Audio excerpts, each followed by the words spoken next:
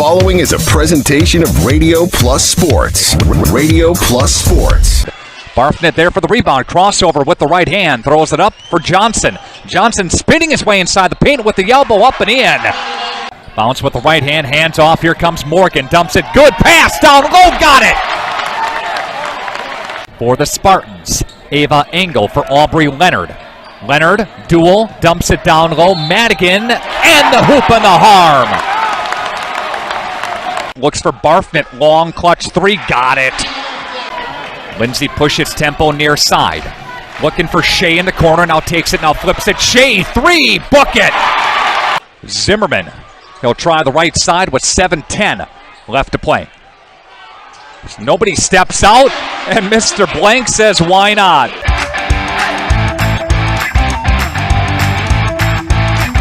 Edward Jones Representatives in Fond du Lac, Integrity Saw and Tool, Bauer Chiropractic, Fondi Family Dental, Baker Cheese.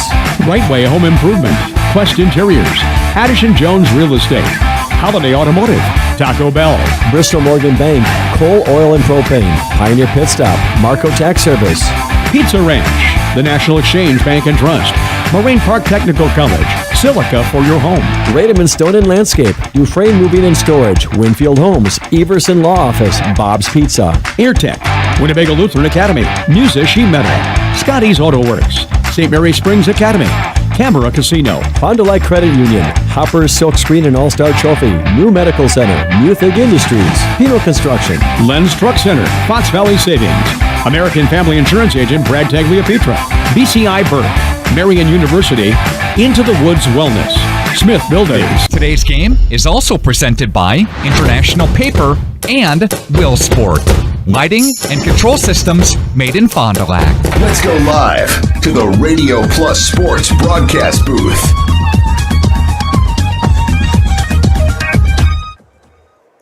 Good afternoon, hockey fans, and welcome to the Fond du Lac Blue Line as we get ready here for the Badgerland Conference Awards ceremony here. There's something special, Justin, about this to me, and you're listening to Jeff Sauer here on RP Sports.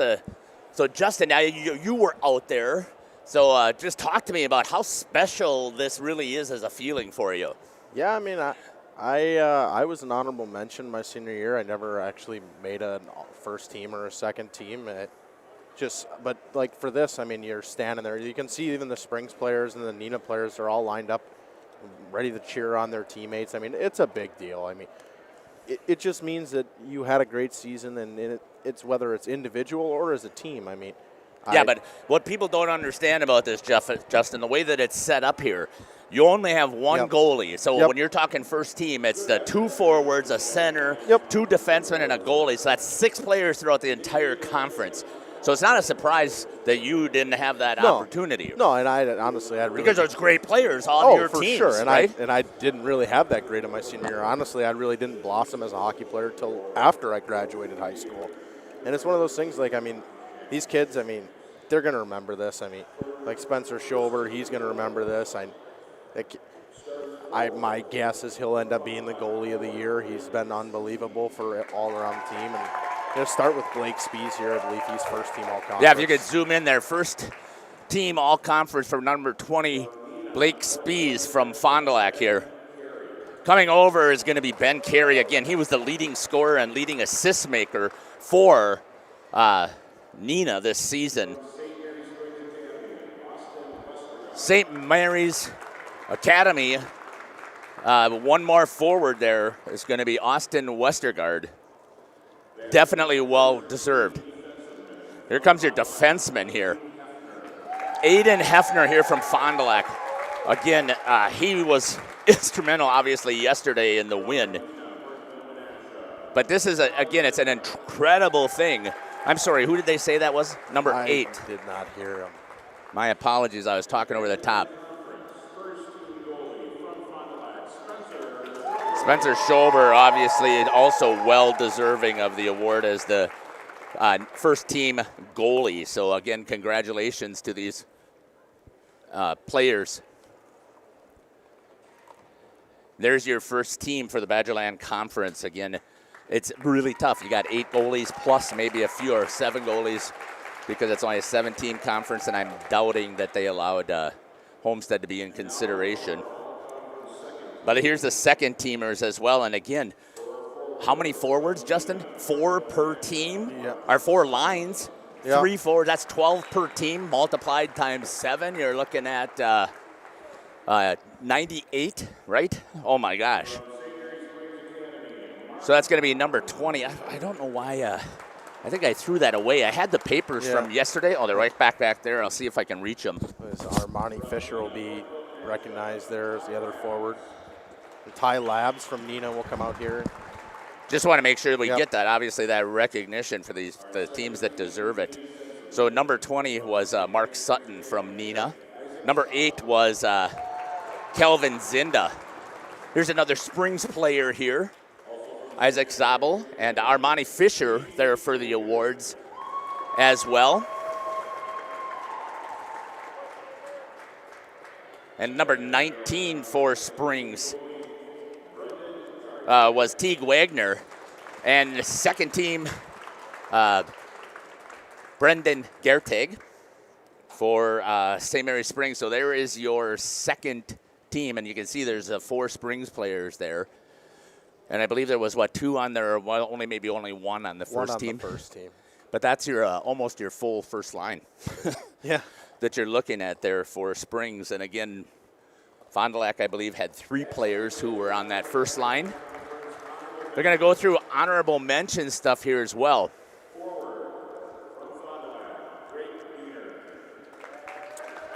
Drake Dianovich, isn't that? Yep. I don't know what he said. Dinovich maybe, but it's Drake Dianovich. Again, we talked about this yesterday. I'm sorry. As an announcer, I'm going to get pronunciations. You're announcing out here to a crowd of like how many? And again, now I missed who this was. This is a Waupun player here. I just can't tell which one it is. Oh, Hayden Reeder, that is. Yeah. So congratulations to Hayden for the recognition. He did have a fantastic year. Nate Batzler, again, also had a fantastic year. You saw him play a couple of times, Justin, and maybe I'm biased because I'm from there, but I thought they did a great job. He's a great passer. Coming here from Nina, that's number 6. Carter Simonson. Carter Simonson, yeah. Scored the goal yesterday against Fondy. Had a pretty good game. Yeah, I mean the blight on it was obviously the check from behind, but they actually weathered the storm. Oh, for sure. And they got into the double overtime into a shootout. From Appleton United, now I don't have any brought there, so I did not see who that was, but because I actually did not see any teams play against Appleton this year. Waupun had to go up there, if I remember correctly, or I might have been broadcasting another game, but yeah, this is still really special to me. From Waupun, that's going to be, I'm drawing a blank, Mason Holtz, number 9 for Waupun. So, again, they've got basically, that's that whole first line right there for Waupun sitting out there. Number 13 for Springs. It's Quinn McLaughlin. Quinn McLaughlin, that's right. And I think I was making a mistake yesterday when I was talking to Austin. I kept calling him Quinn. So that's kind of silly on my part. So I think the Fox Cities teams left already. Yeah, I'm assuming they didn't think that they would have any because of how bad their season went. But they always still have good players. Oh, for sure. Tate Baker here for St. Mary Springs. And you expect to see this too, by the way. If you're number 1, 2, or 3 in the tied 1, 2, 3 in the conference at a 6-1, you would definitely expect to have the recognition out there. Oh, for sure. Of the majority of your team. So that was right there, Connor Clapperich, who received his recognition. Number 7 from Nina, that's going to be Cooper Zinda, also receiving the recognition for, again, Badgerland Conference. For Waupun, this is Chase Beam, a sophomore. Honorable mention as a defenseman, protecting on the back side. Yeah, no, I missed it now. For Oshkosh, I can't remember who that was. I didn't see actually Oshkosh play either, so that's why I can't recognize. Spencer Winnikins, I think, is who they mentioned from Fox Cities. He was a great player. I did see him. He had a great game against Waupun that yeah. night. J.D. Lewis here for Appleton. And again, I know that you're tuning in to see where's the game. It will start after this. But to me, again, this is such a wonderful recognition of the conference. And I'm disappointed that we don't have the full stands here for everybody, because this is what they work for. Getting that recognition, and they're not going to say that, and that is absolutely true. They're not going to say that. Mom and dad, fans are looking at it and say, job well done, here's your recognition. So there's another Appleton United. I think that was one of the goalies, but I can't remember. And who was this? It's Waupun. Yeah, I'm trying to think of who that is right now. I don't think. I'm drawing a blank. Can you see the number on the back there of his collar? It's a gambler's jacket. Oh, it is? Yeah. I don't know who went over there and played for the Gamblers.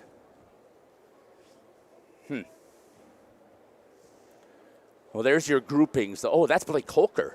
Oh, yeah. The goalie. I didn't recognize him because he doesn't have sweat running down his face. His hair is actually nice and neat, and that's not a cut against him, because I don't talk to him until after a game, and he's worked his tail off to protect. So that's who that was. So congratulations to Blake. Almost the full first line for Waupun. The only thing missing was one of the defensemen. And, again, that's not a surprise to me, because you've got you're pretty young. Yeah, very young defense right. corps. Exactly. Oh, yeah. So, again, congratulations to all of these players here in the Badgerland Conference for their recognition. Now, I think they're probably going to get the recognition here for Player of the Year, and I think there's only one. Yeah. And I know who it was, because I had already talked to the coaches about this, and definitely believe that he is well deserving.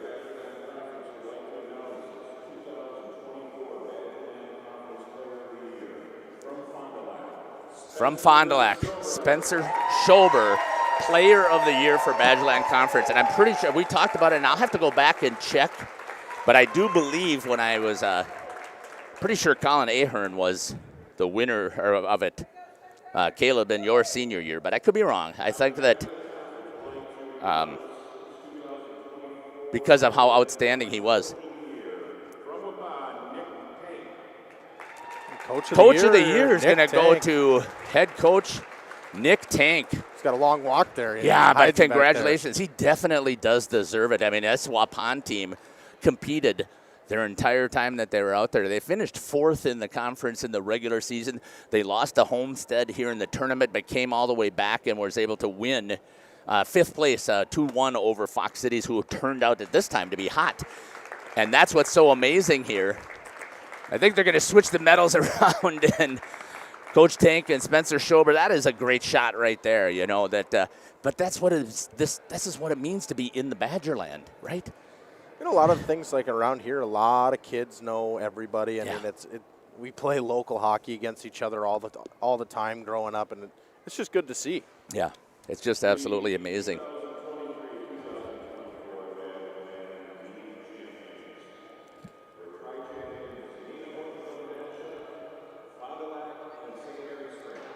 So that's awesome here to have. So they have players coming here to make that recognition. So winning it for they're getting the captains to come over here because it was the regular season champs, right?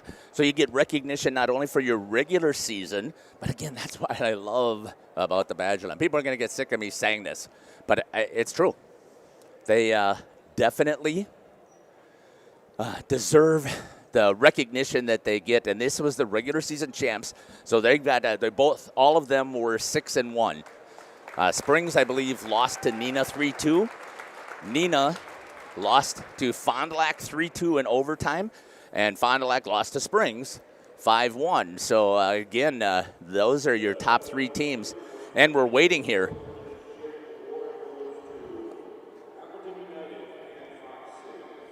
Fox Cities and Appleton United were the sportsmanship teams of the year. And it's obviously when you are taking a beating and you still compete and you come out here and still demonstrate well, because it's easy for you can lose your cool as a hockey player, right? I mean, you're sitting in there with so much amped up energy, and you're playing against players. So Fox Cities and Appleton both split that award. So congratulations to each of their programs here at the Fond du Lac Blue Line. We're trying to settle, Justin, today. We're going to try and settle the tournament champion.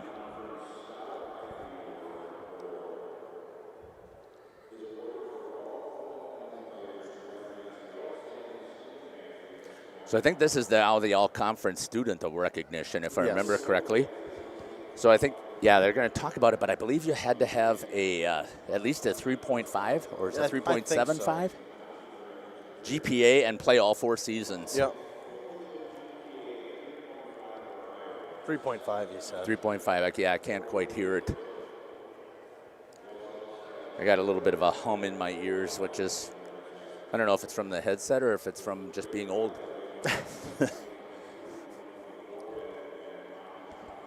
So, and again, this is again the pinnacle piece that I think is really critical. Number 22, Eli Stewart from Fond du Lac. And I'm not going to say that there's a direct correlation between your academic performance and your abilities as a hockey player, but I am going to say that if you've been academically successful, you can understand every aspect instead of just shooting, passing, and hitting. Oh, yeah. And it's just kind of seeing a full sheet of everything. I mean, right. If you're able to see everything fully academic, you'll be able to see everything fully on the ice. And that one, another one to Brendan Gertig as well. Yeah. Assistant captain for Springs, that's going to be Quinn McLaughlin. Quinn had a goal yesterday in their win over Homestead. It was 4-1, if I remember correctly, Justin, right? Nolan Blackburn here, getting a huge recognition by the rest of the St. Mary's players team, so that's great to see. Mason Holtz from Waupun.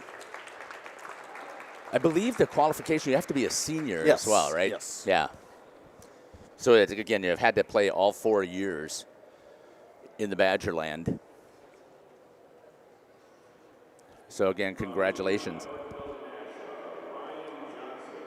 Ryan Johnson, the captain from Nina Hortonville Menasha, with the recognition here.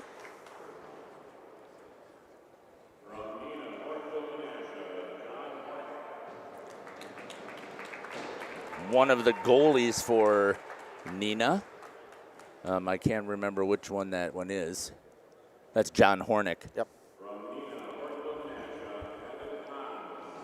And Evan Hans from Nina Hortonville Menasha, starting center. Interesting number choice. I know. That's why I was going to say that yesterday. Don't see a lot of players wearing number 30. Yeah, unless he's doing it in recognition of somebody. And number 3 from Appleton, and again, I don't have it with me. So you would think that it's pretty easy, right? That's it. Out of all the players in the Badgerland, the seniors. And again, let's assume that you got maybe 4 to 6 on each team, times 7. That still is 42. So again, congratulations to these young men. I'm hoping that that's going to translate for them to be successful as they continue to advance in their careers. And we're still going to wait here. I think that's going to do it here for the initial awards, right? Parents are still going to want to get pictures of stuff, and I don't blame them at all. Let's see, you got to take and soak this in because, Justin, you know, as well as Caleb knows, at any time when you are skating, you can definitely hurt yourself and not be able to play.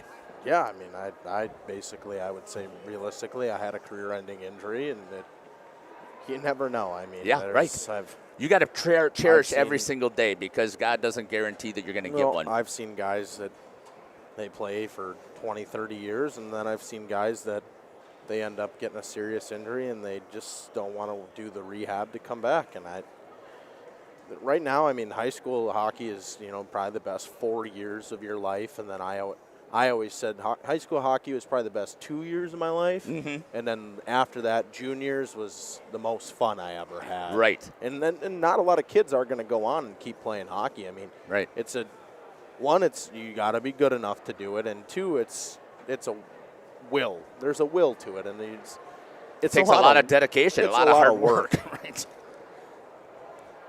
Yeah, and again, you know very much so what it's like to be a college student and a college athlete playing at a game. I think you said is coming up after this. Concordia is playing against Marion, so you're playing at Concordia. And a torn labrum in the hip. Yeah, that was one practice. Yeah. First practice of the year. It's not like I even made it into the – I played my entire freshman year. It was perfect. Had a concussion, and that was the only injury I had. Nothing, no problems. And then I do captain's practice. I have a little hip injury. We do rehab for 2 months, get ready for our regular practice. Go in October 15th, and all of a sudden I felt like a little bit of a pop and had an MRI and couldn't get into surgery until January 10th, which, I mean, after the post-COVID things, everybody was rescheduled and backed out. And I'm really happy that the guy I got to go to, he's actually the surgeon for the Milwaukee Bucks. I was very lucky that the school had everything through him lined up, so that was really nice. But it's one of those things where I say that injuries, I mean, it is what it is, but these 4 years, all these guys, I mean, you can see all these kids are taking pictures together, their family. They're family. Yep. It's a family. You're 4 years, especially the seniors, I mean, you spent 4 years together. You work to get with the guys every single day. And right now, I mean, you got a game that's coming up, the Fondy Springs game. Right. This is 4 years of this. I mean, this is in my opinion, biggest rivalry in high school hockey. In Wisconsin, at least. I mean, there are some big ones in Minnesota I won't touch, but I mean, they're. Well, and there's some all over, but as I talked about, and we'll get to those interviews here as soon as the teams come out here to warm up. I'm assuming they're going to go right on dirty ice. I can't imagine that they're going to. And dirty just means that it's been used. Yeah. It's not dirty. Yes, there's probably some shoe marks and stuff out there from some people, and maybe a couple of pieces of gravel. Hopefully not, but again, get them out here, get them warmed up so we can get a good, solid start to the championship game here at 4 o'clock, but I can't remember what I was going to say, Justin. What were we talking about? the 4 year. Well, this being the the rivalry stuff. The rivalry stuff. Right. Yes. The only place that I know of where you have the two teams that are different schools sharing a locker room. Eau Claire. I don't think they share locker room. They don't share locker room space, but they do share the same rink, Eau Claire North and Eau Claire Memorial. But here you are actually sharing the rink. The coaches, the locker room. The coaches are sharing the coach's office, right? I mean, their locker between theirs, Marion, and our locker room, we all can join. Yeah, right. Exactly. Yeah. So again, I just think that that's absolutely amazing. So we'll see what's happening here. Coach Saracen's trying to get something again, and I congratulated him also. I think it was off air. I can't remember now how the interview went. Last night was not a great night for me because I didn't do a good job of hydrating because I kept complaining I didn't have a water bottle, and then I found it as I was putting stuff away. No hydration, no food equals for me massive cramps. And woke up at 2:45 in the morning with let's just put it as major cramps, and it took me about an hour and a half to get rid of them. And that put me kind of sleepy because I was thinking about coming over here to watch Waupun or actually broadcast it on my other channel because I just love hockey that much, and Waupun is obviously it's in my blood. So I was trying to get there. I couldn't. It just wasn't there. So I've been scrambling ever since I got up. I was congratulating the coaches as I got interviews with both of them. So I think we're good there. I think what we're going to do right now, Justin, I think we're going to go and give some recognition to our advertisers here. I don't think I reset those either, but we'll see as we get into this. And if I have to make some adjustments again, you've been listening to Jeff Sauer here. Let me see if there's people put some stuff in the chat. So we got Christian, I think that's how you pronounce it, Go Fondy. That was in there before we started. But if you feel like you're out there watching this, you feel like you want to get some recognition for those players, they'd love to have it there. Go ahead and put it in the chat. And we're going to come back after we get things rolling here on the Integrity Saw and Tool pregame show for the championship of the Badgerland Conference between St. Mary's Springs, Ledgers, and the Fond du Lac Cardinals. We'll be back. You need Pinot. After all, we've been doing it for over 45 years. To start your next Producer of high-quality cutting tools and providing the most reliable sharpening service in the industry. If you're looking for a challenging career with excellent benefits and a family atmosphere, contact the team at IntegritySaw.com. That's IntegritySaw.com. Planning to build? Whether it's a new home, remodel, or commercial project, you need a committed team that's dedicated to bringing your visions to reality. You need Pinot. After all, we've been doing it for over 45 years. To start your next project, go to www.rapinno.com and you'll learn about the Pinot difference. Pinot. Build better for future generations. Today's game is brought to you by Edward Jones and these area Edward Jones financial advisors. Robert Bruce, located at 976 East Johnson Street. Patrick Ellistad, located at 560 Fond du Lac Avenue. Matt Moses, located at 68 North Main Street.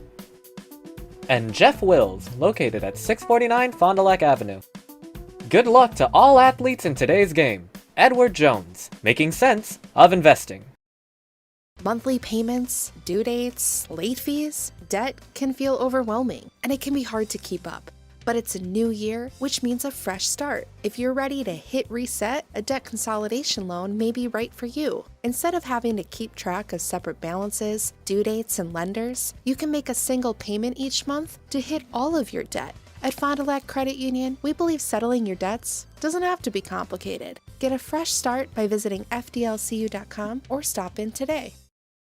Since 1933, you've come to trust Spies Painting for painting, sandblasting, and equipment restoration. Spies Painting does industrial, commercial, and residential. Not just painting, but wall covering, power washing, specialty coating, sandblasting, parts painting, and more. Highway 151 Fond du Lac. Good luck to the Cardinals and Warbirds in your games this week from the team at Spies Painting. Log on spiespainting.com. I would say the best part about our relationship with Bristol Morgan is the fact that they are local and they actually are there when we need them to be. They're very responsive and they do a great job for us, so we keep coming back. I mean, you need a lending partner that's going to be there when you need them. We've had a lot of growth over the last 15 years and specifically in the last 5. Bristol Morgan has always been here to help us find our way to that next level.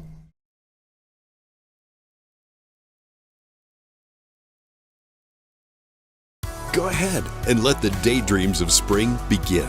Shop the auto show sale at Holiday and explore all that's new from Chevrolet, Buick, and GMC. Say yes to enticing sale offers, get more for your trade, and experience Team Holiday's genuine guest care. We earn the trust of drivers from all over Wisconsin by following through and going the extra mile. It's what we do. Find yours and discover the difference at Holiday Automotive Fond du Lac. It's worth the trip.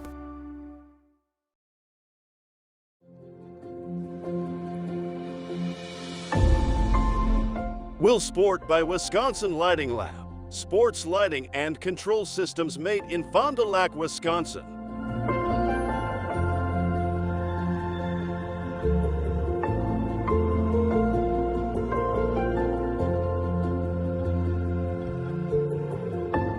Will Sport, a premium sports lighting system. Factory direct application and product support along with its full line of complete LED lighting solutions will transform your athletic facility to the next level. Create an unforgettable fan and player experience.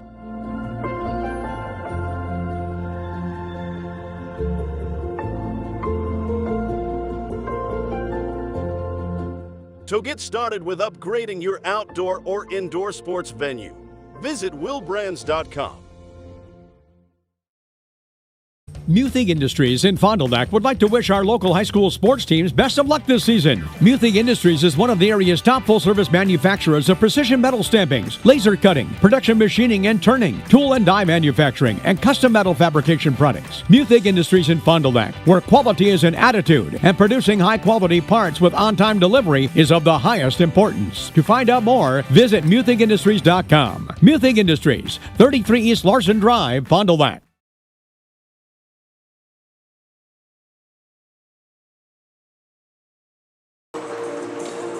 Welcome back here to the Fond du Lac Blue Line as we're getting ready here for the championship game here in the Badgerland Conference Tournament. Two teams that are very familiar with each other. They have a huge game that they play every year. Obviously, it's a conference matchup. You're going to have that, Justin. It's the Sturgeon Cup here that they play, and this past season, St. Mary Springs took that 5-1. So talk to me a little bit about your experience playing in the Sturgeon Cup.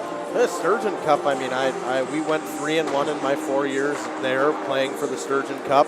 The one thing I will say is that's the best game, the most fun you have all year long. I mean, for my senior year, that was the second best game because we ended up playing Fondy in the sectional semifinals too that year.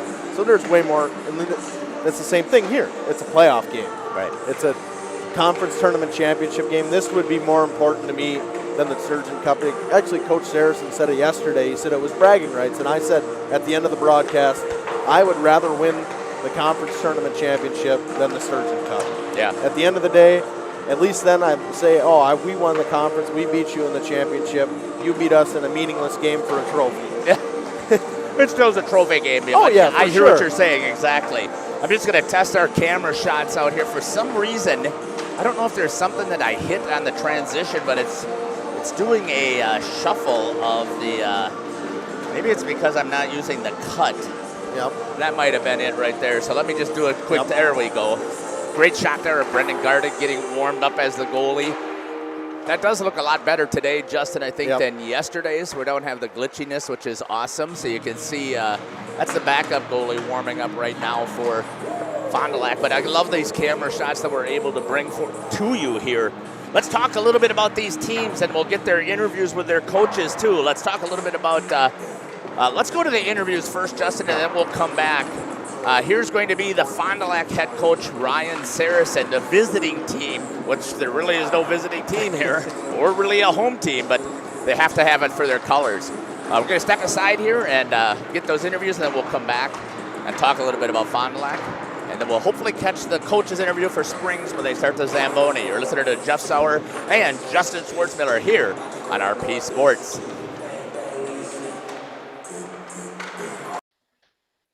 Welcome back here to the Integrity Saw and Tool pregame show. Joining me now on the show is the head coach for the Fond du Lac Cardinals boys hockey team, Ryan Saracen. Good morning, Coach. Good morning. Well, I should have probably said this afternoon because it's a recording, but that's okay. Right. Thanks for joining me here on the show. I love it. So what a game last night. As we just were talking, it's an epic, to me, game that you see here in the Badgerland Conference Tournament. So just talk to me a little bit about how that game went. Yeah, I mean, it pretty much, had all the twists and turns. Even for a low-scoring game, it was not anything it was fully entertaining, both to be coach and not sure as a spectator, but one of the more entertaining games that I've been involved in, and just just battling through it. It was a battle. It was a slugfest. Everybody laid it out there. We knew every chance, every power play, everything was going to mean something, and it did, and it played out right to the end. So it was just guts of both. And glad we were able to pull it out in the shootout. Yeah, and I think that you said it, that your kiddos responded really well to the situation because you played them in the regular season to an overtime win as well. Yeah, credit to our guys. I mean, I knew they wanted to get back and get on us and get after us. So, and they did. They scored within a minute and a half, and we were, wondering what was going to happen. And we did respond in that second period, and then it was just a slugfest throughout who was going to get that chance or goal, and it went right down to the end. So credit to both teams and our kids as well. Yeah, double overtime. Nobody scores. Have to go to a shootout to determine it. And again, it was even great drama in the shootout with the last shooter coming in and getting the victory for you. So let's talk a little bit about today's championship game here. Again, this has been a great job of running a conference tournament here at the Blue Line. Talk to me. You know your opponent pretty well, so talk to me a little bit about Springs. Yeah, I mean, obviously we know them well. We see them every day. We interact with them and know their players. The kids grew up playing against each other and know their staff. Really like their season. I think I like the way they're playing. They're healthy again.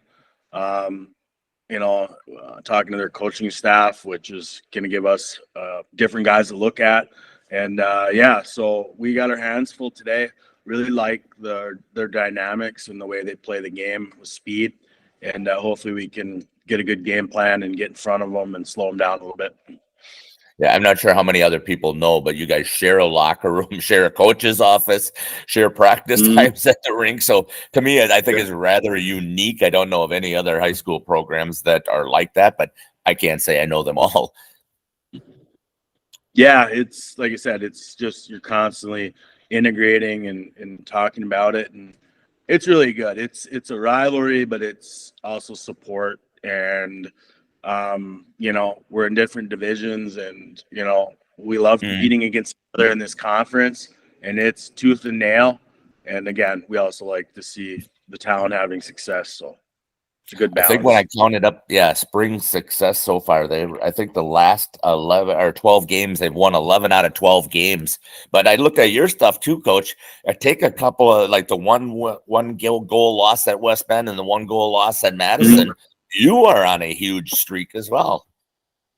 Yeah, we've been on a good streak and playing well, I thought, since, through January. So very proud of the guys for that. Again, a couple of hiccups on the road or down in Madison, but again, playing well, I thought. How is the health of your team, Coach, here on the Bauer Chiropractic Injury Report? Good. Yeah, I mean, other than, like I said, we told them to ice the legs and get, from last night, being a grind, a long game, but nothing major coming out, and looking forward to today. Yeah, very physical game, but it was. I still thought it was a very clean game. So it was nothing that was that led to the huge penalties. What's going to make you smile here, Coach, on the Fondy Family Dental?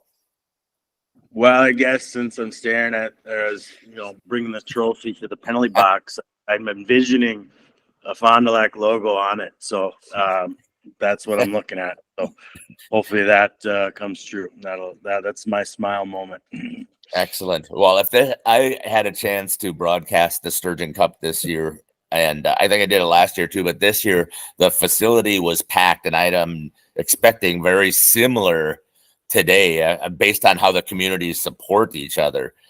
So I think it's going to be an electric atmosphere. Battling for the championship. Couldn't have been a better setup for a broadcast than to have the two home teams in the championship game. Yeah, it worked out perfect for us as a tournament host, and we're just excited to be out there in the championship at 4:00. So, all right, Coach. Well, good luck today, and can't wait to see how this game turns out, and we'll possibly get a chat down at the end of the game. All right, thanks for joining us. Yeah, thanks for joining us here on the pregame show here, the Integrity Saw and Tool pregame show. We'll be back after these messages. You're listening to Radio Plus. Probably the most rewarding part of my role with Addison Jones and Signature Homes is the ability to take a client from the very beginning stages of building a new home all the way down to the point where we turn the key and move them in, and watch their eyes light up as they see the finished product. Buy it, sell it, build it. That's Addison Jones.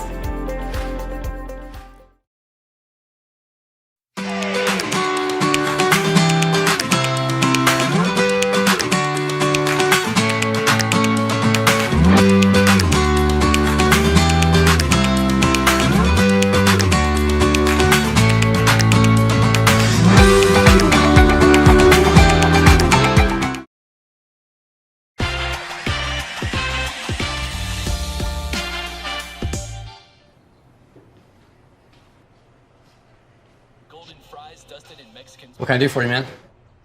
You know what? Really craving nacho fries. You guys got any of those? Ads are working. I don't know what you're talking about. What ads? Oh, like all the pictures I put over here in your bedroom. Oh, I put that there. See you later, man. Come on. Come on, you can do it. Yeah, come on, show me. Come on. Come on. Well, come on. Come on. Yeah. Good boy. Come here. Come on.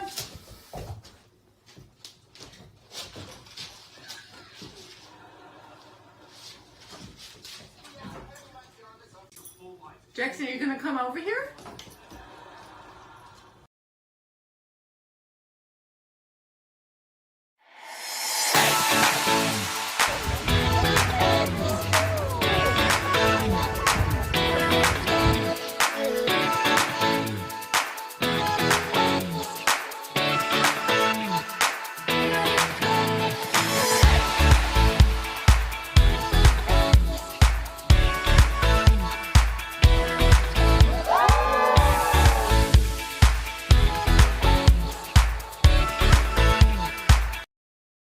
Winfield Homes is a locally owned, custom home building company of over 25 years that prides itself on great service, high quality, and providing the best building experience possible.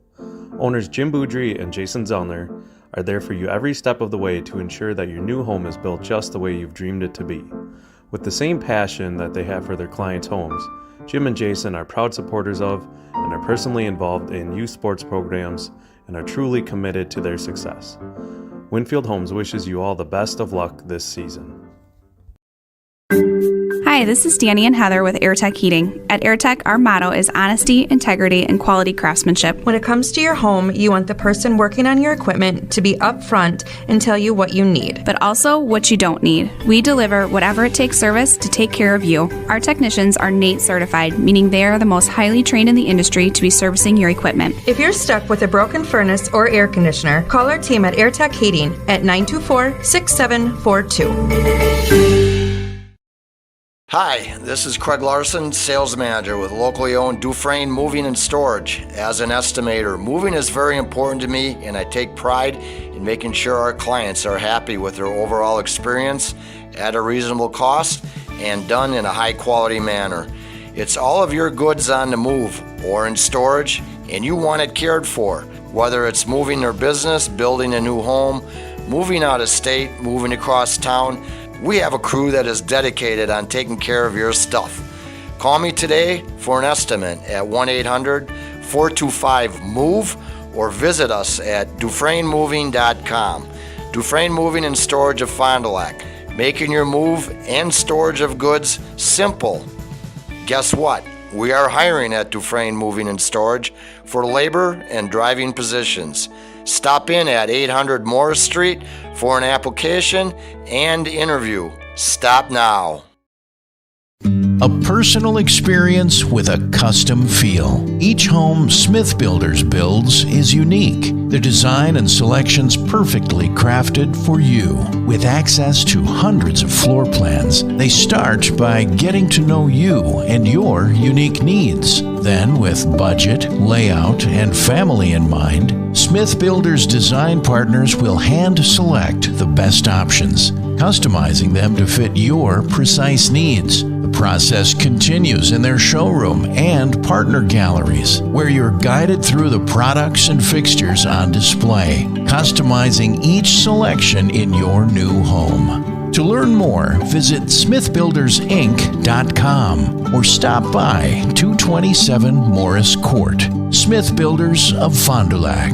Traditional values, exceptional services. A proud sponsor of local high school sports.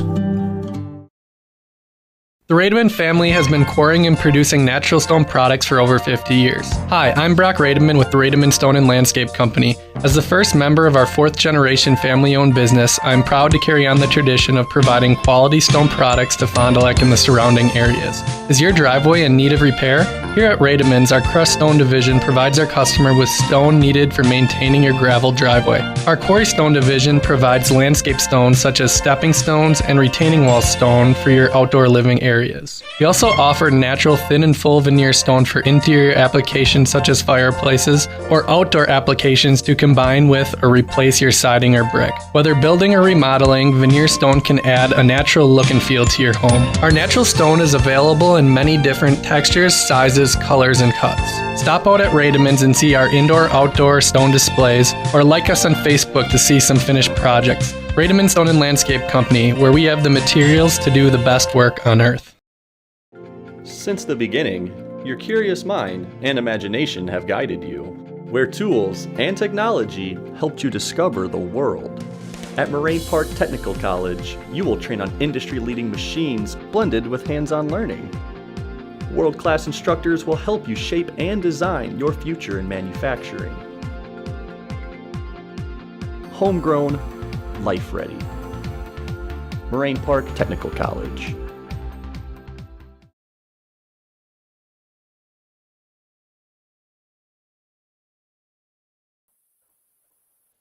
Welcome back here to the pregame show, the Integrity Saw and Tool pregame show. Joining me now is the head coach for the St. Mary Springs Ledgers, Coach Kevin Colleen. Coach, welcome to the show. Yeah, great to be back, Jeff. It is fantastic to be talking to you because that obviously means that you are in the championship now for the Badgerland Conference Tournament.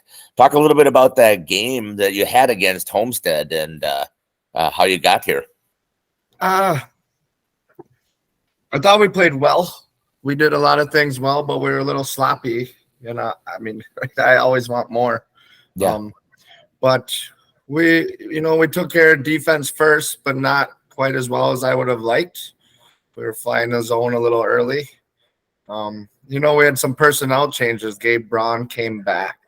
Yeah. So I kind of put that on me. I wasn't myself last night. I wasn't. We were so dialed in on with the lines and how things work. I got a lot more good problems now, so it's not a bad thing that he's back, but just it kind of threw me off a little bit. So, a new coach learning how to deal with something like that, and I got to be better. I thought we could have put it away a little earlier, but we showed grit, and that's what we've been doing, resilience, the last 12 games now. So, yeah. I thought that the Homestead team was did a great job of trying to battle with you guys. Yeah, they're excellent. They're not overly skilled, but they work hard and they play a good structure. They move the puck well. I mean, their power play I had 3 guys up high chasing the puck. They were moving it so well. But that's what good puck movement does for anybody. You move the puck well, people start chasing it, and that's what opens everything up. So let's talk a little bit about today's game, the championship game. And you just mentioned your first year head coach. Talk to me just a little bit about your thoughts and your feelings about the Badgerland Conference Tournament so far. It's been a blast. This is the playoff hockey atmosphere. I mean, it's in Fond du Lac, I think we're pretty blessed. Like the 2 schools that are being in the championship game is going to be a great atmosphere. And that's really like a credit to our organization the last 10 years. I mean, you can go down the list. Ryan Blick runs a great program. The coaches that came before me at the Springs, all the way down through the youth. I mean, we're getting great hockey players because of guys like Mike King, Scott Holmes, Doug Carlson, Dave Carlson, Jeff Wills, Matt Bobo, Jim Westergaard, Joe Searle. I mean, we have a plethora of hockey coaches in this community. So it gives us some great hockey. And when you end up with the 2 teams in the championship game, it makes for quite a show this afternoon. Yeah, I thought that the hockey has been absolutely fantastic. And let's talk a little bit about Fond du Lac, who you're going to be facing here in the championship. Sturgeon Cup, you guys played. It was an electric atmosphere. I remember I was there broadcasting that was filled. So I'm expecting tonight to be even fuller. I would there's more going on a Saturday afternoon. A lot of youth teams traveling. Like my stepson, I was just watching on Live Barnes in Marshfield. A lot of teams are playing other places. Everybody's home. We play that Friday night before Christmas, so all the family and college kids are home. So it might not be quite as packed, but I would think it's going to be right there, if not more. You never know. Right, and you beat Fond du Lac in the Sturgeon Cup 5-1. So tell me a little bit about what you're expecting today, because you guys are in a unique situation. You have a shared practice facility. You have a shared locker room. I mean, it's very unique, I think. But I don't know. I think before we played the last time, Fondy had their team meal upstairs. They watched our whole practice as we were getting ready the day before. So, yeah, it's a lot of what, like my kids said to you in the interview last time after the game. If we play defense first, if my players block more shots than Brendan has to see, then we'll be fine. So if we take care of that, we'll give ourselves a chance. But Fondy, I mean, they got Spencer Schober as Player of the Year in the conference. Blake Speed's first team. Aiden Hefner, I don't know how many times that guy's been on the first team. So those kids are going to want it just as bad as my kids do. And it will definitely be a battle out there. Yeah, and you talked a little bit about it. Your kiddos are feeling like they were probably disrespected by the placement that they got here as recommendation or awards here in the conference. Not no such, we just let our actions do the talking. That's all we're worried about. But I'm sure a few of them, they always want to get more or be recognized, but those are just individual awards, and we've been pushing the team mentality over here, so we'll let our actions do the talking, and we want to hold the big trophy. There you go. All right, talk to me, Coach. How's the healthier team here on the Bauer Chiropractic Health Report? Last night was the first time I didn't have to cross the name off the sheet. Nice. That was the first time all season. So, like I said, a lot of good problems to have going forward, and I'm one game into it, so hopefully I have a better game plan going forward on managing the bench. So health is pretty good. Yeah, a couple of guys are laboring, but I think that's everybody in playoff hockey. You get bruised, you get banged up. Yeah, you play one shift. If you're mentally in the game, you don't even know you're hurt. So, all right, talk to me about what's going to make you smile. Again, win, lose, we give our best effort. That's all I ever ask for out of these guys. Practice, games, life. Just give me your best effort and I'll smile. Yeah, well, you're again on a huge win streak. If I remember, if I counted it correctly, you got 10 wins in the last 11 games, and that does speak to your team concept. 11 out of 12 now. Yeah, so I forget. Yeah, six in the last. I think 5 in a row, 6 in a row now. 5 or 6. I don't know. Yeah. So again, great team concept that you've got working here at St. Mary Springs. And it's been 2 double overtimes, down 2-0 going into the third, coming back. A lot of resilience. Next guy up. Can you cheer for the guy who replaced you in the lineup? And we've been doing that. So you do those things, you always give yourself a chance to win. All right. Thanks for joining us here on the pregame show, Coach. Really appreciate it. We're going to come back on the Integrity Saw and Tool pregame show after these messages here on Radio Plus. Yep. Thanks. Yep. Welcome back here to the Fond du Lac Blue Line as we get ready here for this conference championship game here between St. Mary Springs Ledgers, the home team. They'll be wearing their whites, and the visiting Fond du Lac Cardinals. Justin, talk about the Cardinals here a little bit. Fondy comes in 12-7-1 off a shootout win last night. Great performance from the Conference Player of the Year, Spencer Schober. And Ryan Saracen is their head coach. And Blake Spees leads in goals with 13. Drake Dianovich 9. Aiden Hefner and Connor Kloperick tied with 7. Aiden Hefner leads in assists with 13. Blake Spees with 12. And Connor Kloperick with 11. Blake Spees leads in points with 25. Aiden Hefner with 20. And Connor Kloperick with 18. The real story of this team is Spencer Schober coming in with a .920 save percentage and a .230 goals against. He played very well last night, stopped 30 of 31 shots. He was lights out in overtime, and he was lights out in the first and the third. Gave up the little bit of a squeaky one, I would say, but otherwise he was on his game the entire time. Well, you heard him admit that, too, when we talked to him. He said he got caught I thought he got caught by surprise. Yep. Yeah, I wasn't quite expecting the speed. So, and right after that, so a minute 30 in, and now he came right back and boom. So in the first period, Fonte scores 7 goals, gives up 15. Whoa. Second period, they scored 27, give up 17. Third period, they score 19, give up 16 for a total of 56-48 after 3-0 in overtime.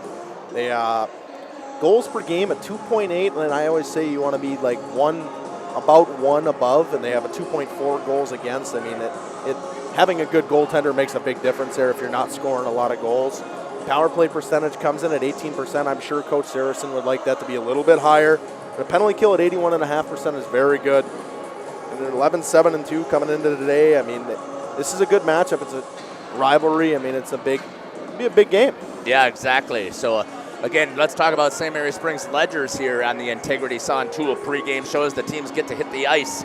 Leading scorer, Armani Fisher and Austin Westergaard. So 2 and 4 with 28 goals apiece. And the drop down after that, Isaac Sabel with number 5 only has 9 goals. What a huge drop off. So your 2 offensive people are right there in the top. Number 23, Tate Baker is third with 6. Assist maker, number 4, Austin Westergaard again with 27. This is where Isaac Zabel shines, as he's got 24 assists. And number 19, Teague Wagner with 16. That gives total points going to Austin Westergaard. 55 points for Austin Westergaard. Where's that noise coming from? Normally I'm able to block out some of it, so I don't know if it was coming off of our mics or what. But Austin Westergaard with 55 points. Compare that again, what, to Fond du Lac's leading point getter? 25. Yeah, that's what I heard, right? Yeah. And then Armani Fisher with 40 points and Isaac Sabel with 33. So their top 3 have more than the top from Fond du Lac. And Coach Saracen has talked about this. They're offensively challenged a little bit this year. And he's just hoping that they continue to work hard on the defensive side. And Spencer Schober, Badgerland Conference Player of the Year, definitely should make a difference. Brendan Gardig will be the goalie today. He's had 12-8 as his record. 586 shots on goals, 526 saved. That's 60 goals against, or a 3.0 goals against average. 89.8 save percentage with 1 shutout. Let's get here to the starting lineups here. Fond du Lac Cardinals are going to be the visiting team here on the Integrity Saw and Tool pregame show. I don't know how this is going to work with me activating. Because all of a sudden, let's see what happens here when I activate their starters. Yeah, I didn't think it was going to push over, so I got to keep bouncing back and forth. Again, I'm trying something new. Not smart, I know it. I can hear Nick yelling over there. Quality. But we'll push this out over here, see what this takes a look at. Justin will zoom in a little bit and pick up their players.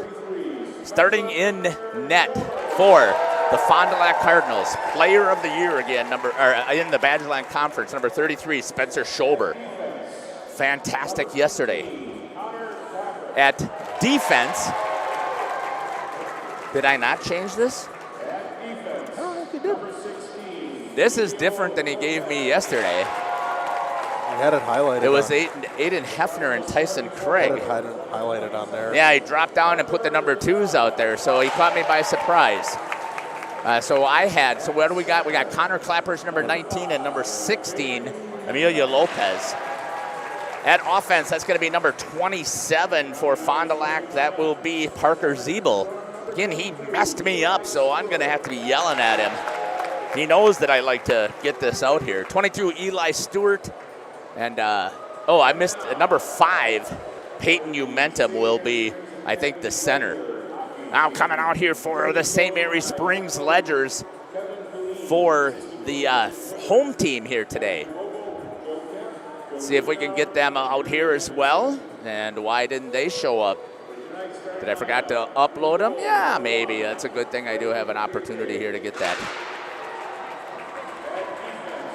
Coming out here for St. Mary Springs, The goalie will be number 1, Brendan Gardig.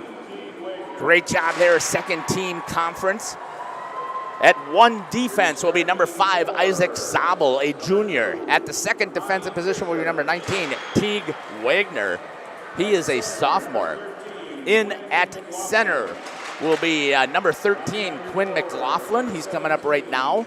And at forward will be number 2, Armani Fisher. Talked about him being one of the leading point getters. And then number 17, Jaden Meisner. So it's going to be Zabel, Wagner on the defense, McLaughlin, Fisher, Meisner, and Gardig for head coach Kevin Colleen. We're going to step aside here, and we'll come back after the playing of the national anthem as we get ready here on the Integrity Saw and Tool pregame show. Go ahead, let the daydreams of spring begin. Shop the Auto Show sales event at Holiday. See all that's new. Get more Mazda for your money, more for your trade, and drive inspired on the road trips ahead in a new all-wheel drive Mazda. Lock in rates as low as 0% for up to 5 years with deferred payments now on Mazda favorites. Come be our guest and experience the award-winning care at Wisconsin's #1. Find yours and discover the difference at Holiday Mazda Fond du Lac. It's worth the trip.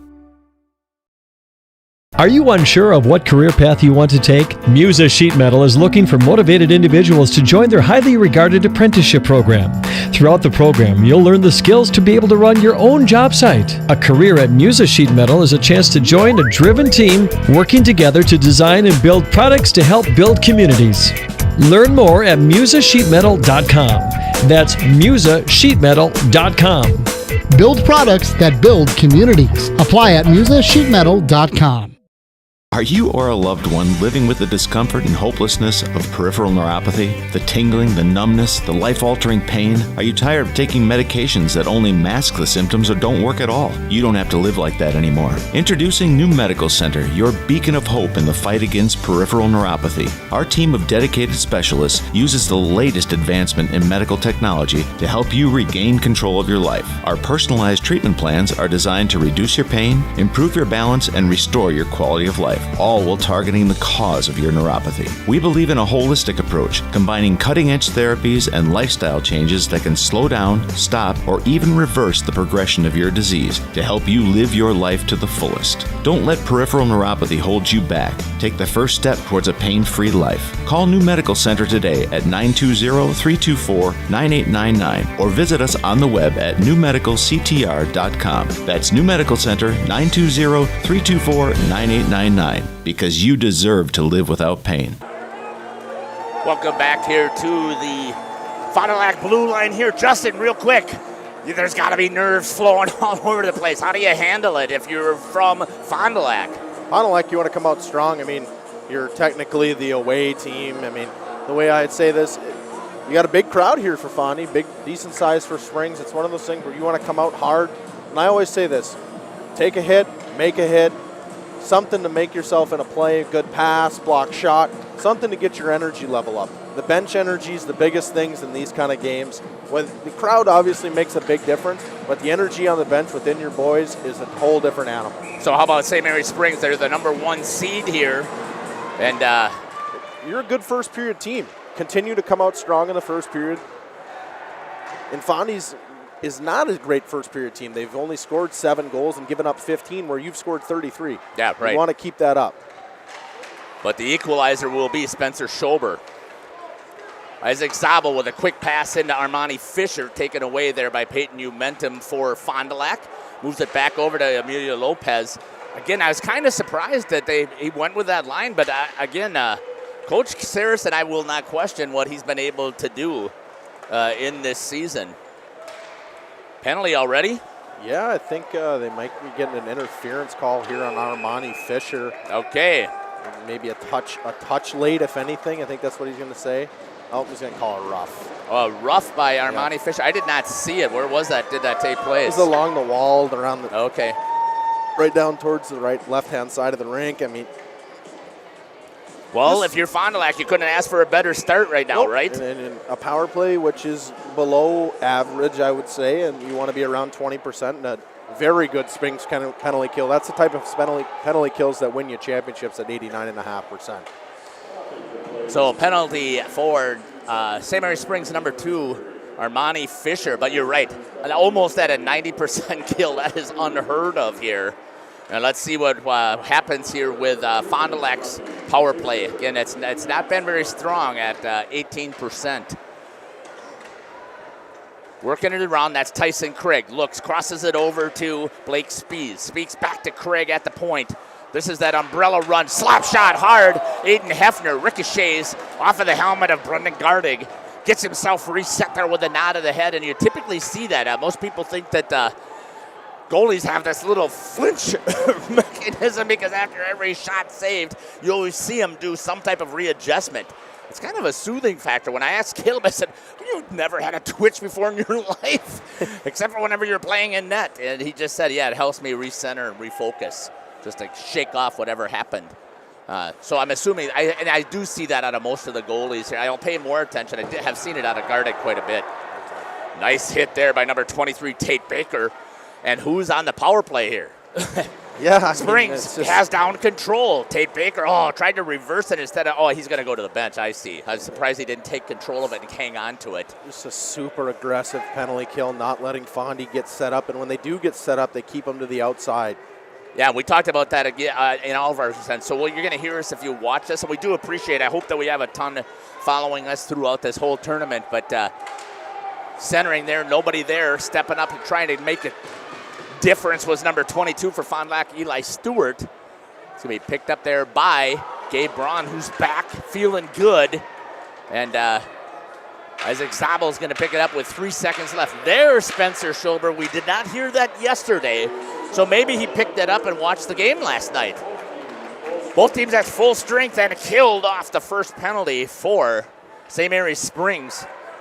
Again, they just put so much pressure on the puck. Passing lanes are taken away, and you don't have a chance to think with that. And there's another one right there. Fisher, shot towards Schober. Already at the top of the crease battling, and he sees it, and he's been much smoother, I would say, especially after he gave up that goal quick yesterday. 13:43 down below the goal line. That looks like that's number 18, Preston Flood, the defenseman. It's going to make it. Oh, and it's not. Tyson Craig's going to pick it up, and here comes some pressure put on there by number 7, Will Stelmacher. I did not see him yesterday out on the ice. Did you? No, I didn't see him very much. Now Meisner's back with his original line. Stelmacher is out there for Fisher. I mean, because Fisher was out, started the game with Meisner and McLaughlin. Yeah. And again, a coach did talk a little bit off camera when I didn't record him. He said what he wants to try and do is outwork Fond du Lac because they typically only roll 2 lines. Yep. And if you can catch them tired, he thinks that he'll have a chance definitely to put more pucks on net. Not going to say he's going to get him past Spencer, but he definitely believes that he can get a lot more pucks to the net. And then something will happen. And you talked about that yesterday too, Justin, about fling it there, see what happens. Yeah, and in this style of game, this time of the year, it's pucks to the net. Traffic, pucks, rebounds, something's going to end up going in.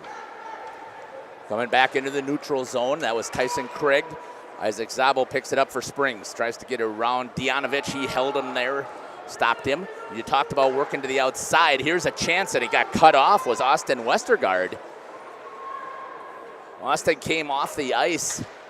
Nice pass there, hitting Gabe Brown. He looks through the legs. Hit off the inside of the shin pads of Tyson Craig going into the corner. Armani Fisher knocks it down, trying to hold it in, and it's going to come out. They're going to have to regroup. No penalty called there. Fisher was looking up. He thought he might get another one. And Dianovich gets into the zone, but there's the Springs players right on top of the Fond du Lac skater in Dianovich. Into the corner, going to chase it is Preston Flood for Springs. Reversing it over here to number 19, Teague Wagner. Quinn McLaughlin tried to get the pass over there to Meisner. Has it. Meisner trying to get around Klapprich. And a great defensive play there by Klapprich. You know, we also talked about this too, Justin. There's just a few spots for Badgerland Conference first team, second team, right? Connor Klapprich, the way I've seen him play, definitely would be one that I would have considered for that. And I'm sure he was under consideration, but Geez, there's just so many good defensemen. He was an honorable mention. Yeah, right, exactly, yeah. And that's a big deal. He's still pretty young, or he's a senior this year. I mean, you'd like to see the seniors maybe get it. I mean, I always say the better player should get it too, but I mean, he last night was very, very good in their win. Yeah. I mean, he scored the goal in regulation. Here's a chance for Fond du Lac shot. Brendan Gardig with the save. Puck's loose. Right back at him. Hits him in the chest. And the save by Brendan Gardig after giving up that first rebound. Coming to pick it up. I forgot to hit the push live button. And there we go. Wrong one. And it suddenly moved on me. How do you like that? Great work there. So I'll have to do it vocally. I mean, that was great. Turnover there. I believe that was Gabe Brown who turned it over. It went into the slot. 2 players there. High slot, low slot. Came in and, wow. Great job there by Brendan Gardig. That's going to be an offsides whistle that they're going to get here. Didn't see who it was. Did you see which one it was? It was Gabe Brown. He jumped in a little early. He was shaking his head. He knew that he was a little early there. Didn't look like the puck was controlled well off the pass. A hard cross-ice pass, a little bit far of Westergaard. I'd actually like to see him pick that off the boards. Yeah. Westergaard goes down. They're taking a hit there by Blake Spies. Isaac Sabel's going to go back and pick it up for St. Mary's Springs. On his defensive side, looks, turns, goes around the circle, shoots it up into the center just off the reach of Austin Westergaard, and it's going to be picked off there by Tyson Craig. Icing, I believe, is going to be the call. No, he actually tipped it into the netting here at the blue line. Blake Spies tipped it up, and it ended up in the netting. Oh. Yeah, so it'll be outside the zone. Yeah, I didn't get a chance to pick that up. So face-off outside the zone here in the neutral zone. Peyton Umenum here for Fond du Lac. Zebel to his right. To his left is Eli Stewart. Picking it up here for St. Mary's Springs. It's number 18, Preston Flood. Tried to reverse directions by giving it over to number 16, Jackson Sabel. Whiff on it was Zebel, and that's going to come over into the neutral zone. Hefner with it. Hefner with the overtime goal. I should say the shootout goal.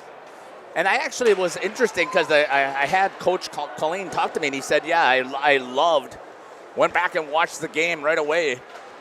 And he said, yeah, I agree with you. We shouldn't do a shootout, but they could have been there for all night until somebody finally gave up on the 3-on-3. And I said, again, my thinking is I just hate to, after both goalies play so well, to have it lost. And that's all that people focus on is, Owen Diebert gave up the game-losing goal. And he was so fantastic yesterday. Oh, for sure, he was great. I mean, a shootout. I mean, there's nothing you can do as a goalie. You can play whichever way, whether you're sitting back and waiting for a move, or you're coming out on the top of the crease and trying to cut down an angle. Right on the stick of Gabe Brown, working in, trying shoulder off the pipe, trying to go shoulder, had it. He's taken down to the ice. And we're going to see what a penalty is going to be called here. It's going to be a trip. Yeah. If he doesn't get a shot off there, that's a penalty shot. I know. That is one of those things. And it's going to be Klapperich here is going to go off for a trip. I'm not going to fault Connor Klapperich on this. This is a good penalty to take. He probably saved a goal, to be yes. honest. I mean, it was a great move by Gabe Brown. Good shot off the post. And great pass. I don't see who that shot that up here, but what a great pass from down below the goal line, I think it was. Now you got a 30% Springs power, 31% actually, Springs power play coming out right now. Real. Penalty to Connor Klapperich, quickly popped into the neutral zone for St. Mary's Springs. Let's see who's out there for their power play. Isaac Sabel being hounded there by Drake Dianovich. Cross-ice pass, gets it on to Armani Fisher. He's going to try and close in, gets inside of Peyton Umentum. Shot up over the top. It's the very first time I've seen Spencer Schober kind of a little duck. He went up with the hands, and I know that the natural reaction is to bring that head down, but that was the first time I've seen a flinch like that from him. I don't know if it's going to have an impact or not. I'm just letting you know that that's what I saw. Gabe Braun, who had the penalty against him. Sabel, shot, tipped, knocked down. I think that was Armani Fisher in front. Westergaard over to Sabel, back over to Gabe Brown, back back over across ice, and a good stick there by number 15, Caden Umentum. Looking, trying to turn around, corner, does. Out front into the slot. Fisher back to Brown, back to the top. Isaac Sabel makes a move around the defense. Dianovich shot, couldn't see it, and it scores! Goal scored for St. Mary Springs on the power play. Right away in the back of the net, stepping up, taking the shot after getting around, and I don't see who got that tip, Justin. It's going to be 17 from 5 and 3, so Jaden Meisner will get that one from Sabel and I believe Gabe Brown. Yeah. What a great job there, and that's the only way they're beating him. Traffic in front, you talked about it. Ricochet gets past Spencer Schober at 8. I had it at about 8:20. I wanted to just make sure I'm correct there.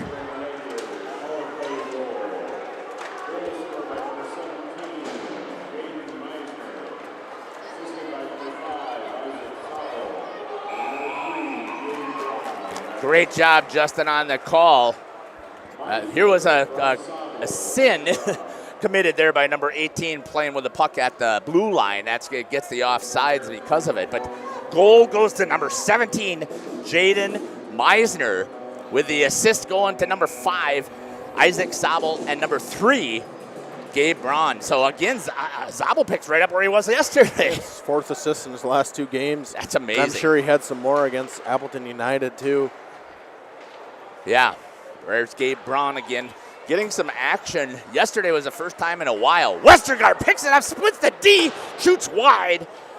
Spencer Schober, that's a good hard wrist shot, and I hope kids go back and watch this because he didn't wind up and take a slap shot. Controlled it with a wrist shot, and I always say that you can generate just as much pace when you have better control of the puck on that wrist shot. You never know where your slap shot's going to send it. Get a whistle. Is that an offsides too or an icing? Sorry, I dropped my pen, and this is my favorite pen, and it's not surprising because I'm clicking all the time, so it fell out of my hands, but didn't get a chance to even switch some camera views here. Let's see if we can do that right now, huh? Go down and check out Spencer Schober. I don't have the gimbal on this one to swing it to the right, so face off. Hefner rips it around, comes back out into the neutral zone. It's going to be picked up there by Teague Wagner. He gives it over to Quinn McLaughlin, picked up there by Drake Dianovich. Dianovich tries to get into the zone. That's going to go into the corner. Isaac Sabel is going to turn around the net, look, goes through the center of the ice, has on the outside Armani Fisher. Fisher off the toe of Schober. A great shot by Fisher. The rebound was there. Here's the answer. Dianovich dumps it into the corner. And he's going to try and get there, but it's 1-on-3. And coming out with it is Springs. Through the neutral zone. Stopped there by Tyson Craig. Shot on Brendan Gardig. He'll take that as an easy save all day. Back to the outside. Nice cut to the inside by Teague Wagner. Walking in. Out to the dot. Look, turn, nice escape move there. Right here to feet. Oh, that was great defense. I think that was I thought that was number 5, Caden Umentum's stick. Or Peyton's, I'm sorry, I got him mixed up there. Gabe Braun with it. Rips it around down below. Gets it over to Austin Westergaard and Tate Baker. Picking it up there is Westergaard. He's looking. Cross-ice pass. Ooh, just over the stick of Eli Stewart. Tried to get it low, but I hit into the skates of the official. It's going to come back in the neutral zone. Springs is going to regroup. 5:41 left here in the first period. Right into the neutral zone on Tate Baker. Looking cross-ice, hits it over to Flood. Flood gets into the zone off of Gabe Brown, and ripped back in is number 16, Amelia Lopez, putting it in for Fond du Lac. Good hustle play here by Quinn McLaughlin into the corner. Good cross-ice pass to clear by Connor Clapperich. Eli Stewart drops it down low and going to try and pick it up as Isaac Sabel.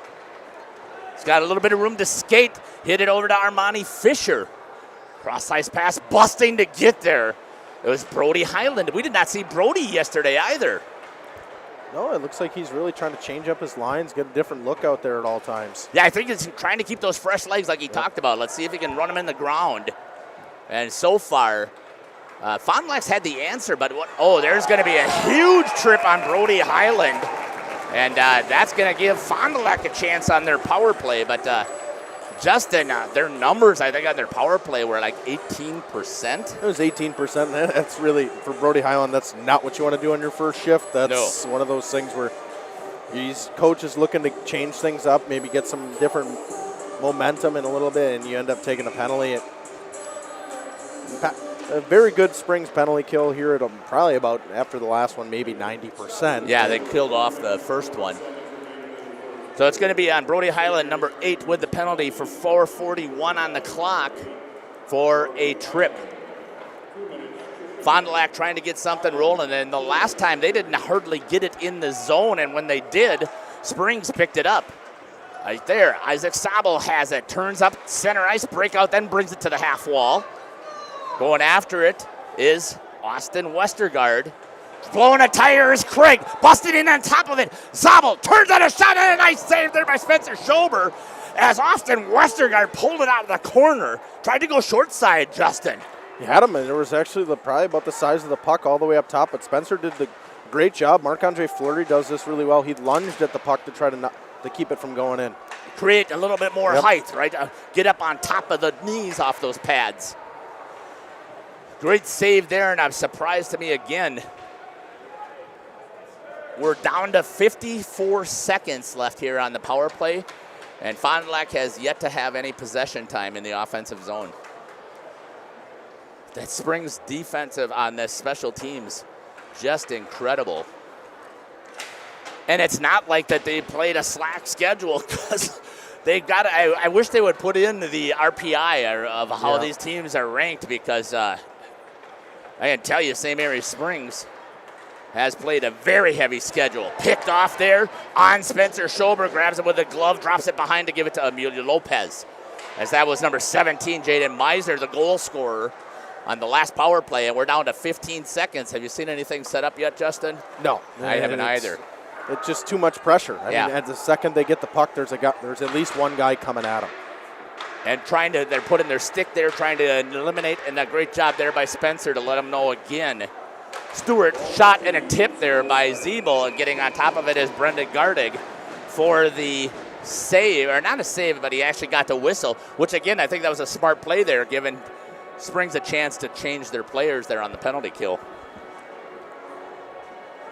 We're coming up here to 2:36. Your job is make sure if you're out there listening and watching, you got to be putting stuff into the YouTube chat. Again, the kids do enjoy it. I hear it all the time. And Coach Colleen had told me, now Ryan Saracen did not, but Coach Colleen had told me that he had a chance to watch the video, loved it, and again, of their game, and then he watched the Fond du Lac game as well. Here's one for Armani Fisher. Now she's going to get an icing. Couldn't get there as Meisner just a little bit hopped up, dropped it down low. I think Meisner just wanted to chip it out, and he got a little bit too much on it. Because I think that he saw, you had to see Fisher. And that's one of the things that I noticed from Springs. And I'm not saying Fond du Lac's not doing it. I just noticed from Springs, they always have their head up after they get possession. Oh, and they always have a guy slashing, too. When they get possession in the offensive zone or the defensive zone, they're always going to have a guy slashing through the neutral zone for an open pass. Puck down below you. Nice picture there. Still held into the zone. This is a better hold than they had on their power play. Ripping it back into the center, knocked down there by Austin Westergaard. And coming back with it is Fond du Lac. So that was Aiden Hefner. Right back onto the stick. Here comes the attack. Shot wide. Spencer Schober was so far out of the net. They cut down every angle, and I think that probably caught Springs by surprise about how far he was out.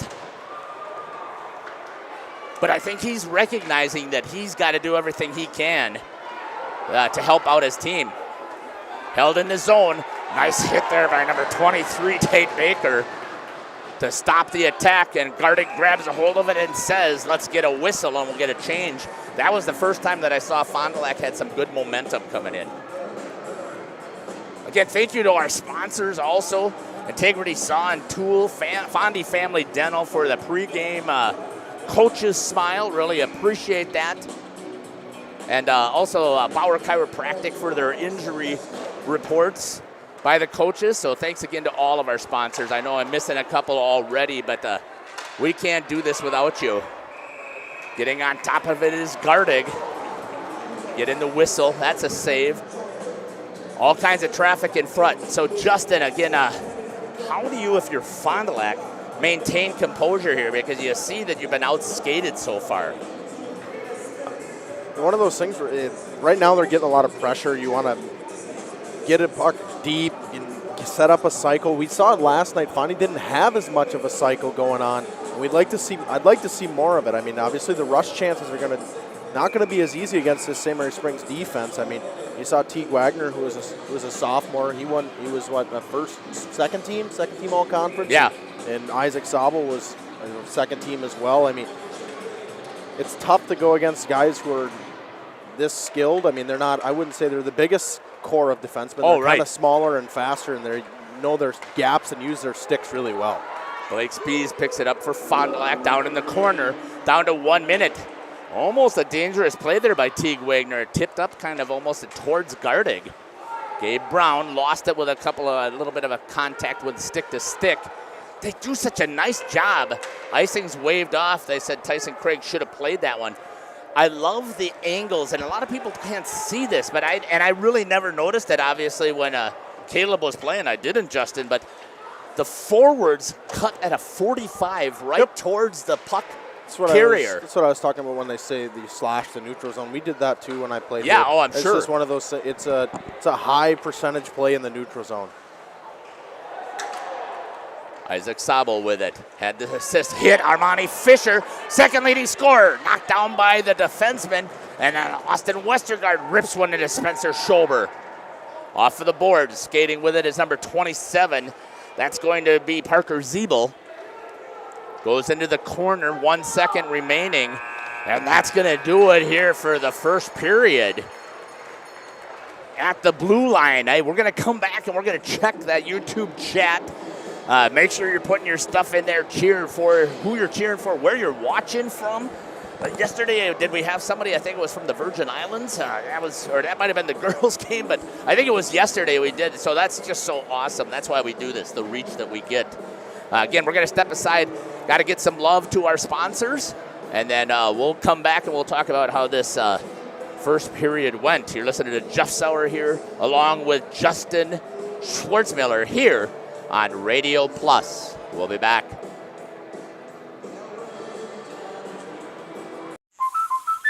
Okay, let's start with some clouds, some mountains over there, and finally a river. Hey, Dad, look. Looks like the perfect spot. American Family Insurance is here to protect your family on the road with the Travel Peace of Mind package. American Family Insurance. Visit Brad Tagle Pizza today in Fond du Lac or Ripon.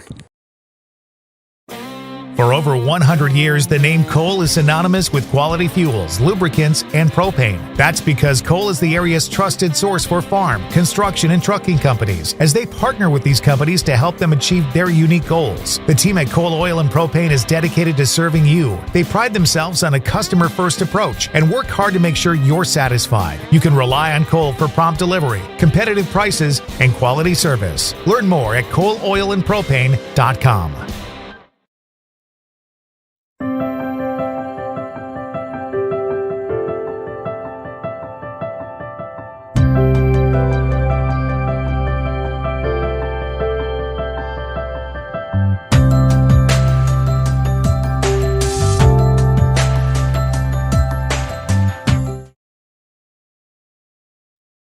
Hey, I'm Jeff Cornelli. I'm the owner of Tavern on the Avenue, Bob's on the Avenue, Just Love Coffee on the Avenue. Just Love Coffee is a franchise out of Nashville, Tennessee. We actually interviewed 30 different people, and these people are above and beyond better than anybody else. 90% of the money that is made in the coffee shop is donated to charities. There's nothing in Fond du Lac like this business. It's very upscale, it's family oriented. We got kids games, the kids can play their games, the families can come here at birthday parties and have coffee at the same time. Team on top of the game for screen printing, custom awards, signage, and embroidery is Hoppers. Hoppers Silk Screen and All-Star Trophy, located in the heart of Fond du Lac, can custom print to 1 shirt or 1,000. Pick from Under Armour, Gildan, Nike, and more. Choose your school for a custom one-of-a-kind look. Need banners, signage, or vehicle wrap? The team at Hoppers does it all. Hoppers Silk Screen and All-Star Trophy at the corner of Main and Merrill, Fond du Lac. Get more now at hopperware.com. That's hopperware.com. Here at Pizza Ranch, we believe in happy accidents, like in 1964, when a Buffalo, New York restaurant owner accidentally bought chicken wings instead of chicken necks. The 60s were a crazy time. Well, decades later, and the mistake-turned masterpiece is now at Pizza Ranch. Introducing our new traditional and boneless chicken wings, tossed in our signature sauces. 2 more ways to get the country's best chicken available for carryout and delivery. Maybe it wasn't an accident after all, just delicious fate. Pizza Ranch. Scotty's Auto Works for affordable auto care, from tires and alignments to routine auto maintenance. Trust the guys at Scotty's Auto Works, next to Pump and Pantry, Fond du Lac. At our store, it's about the people, and it's about the experience you have from the minute you walk through our doors. It's about serving you and listening to what you came in for. It's having real conversations with people in our community, and it's giving back. It's being a one-stop shop for all your electronic, appliance, and home furniture needs. Since 1922, we've been sharing our knowledge and providing pieces that make your life just a little bit better. Silica for your home.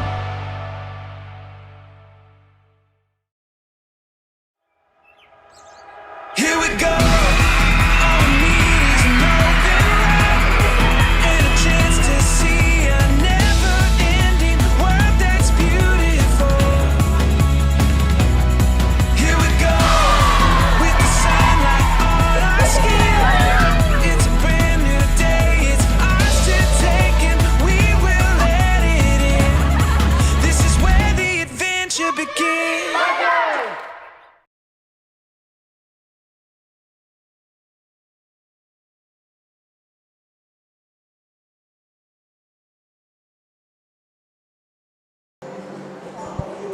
Welcome back here to the Fond du Lac Blue Line. Let's talk a little bit about what happened here in the first period. I'm going to also pop over real quick, check what you got in the chat. Oh my, come on, folks.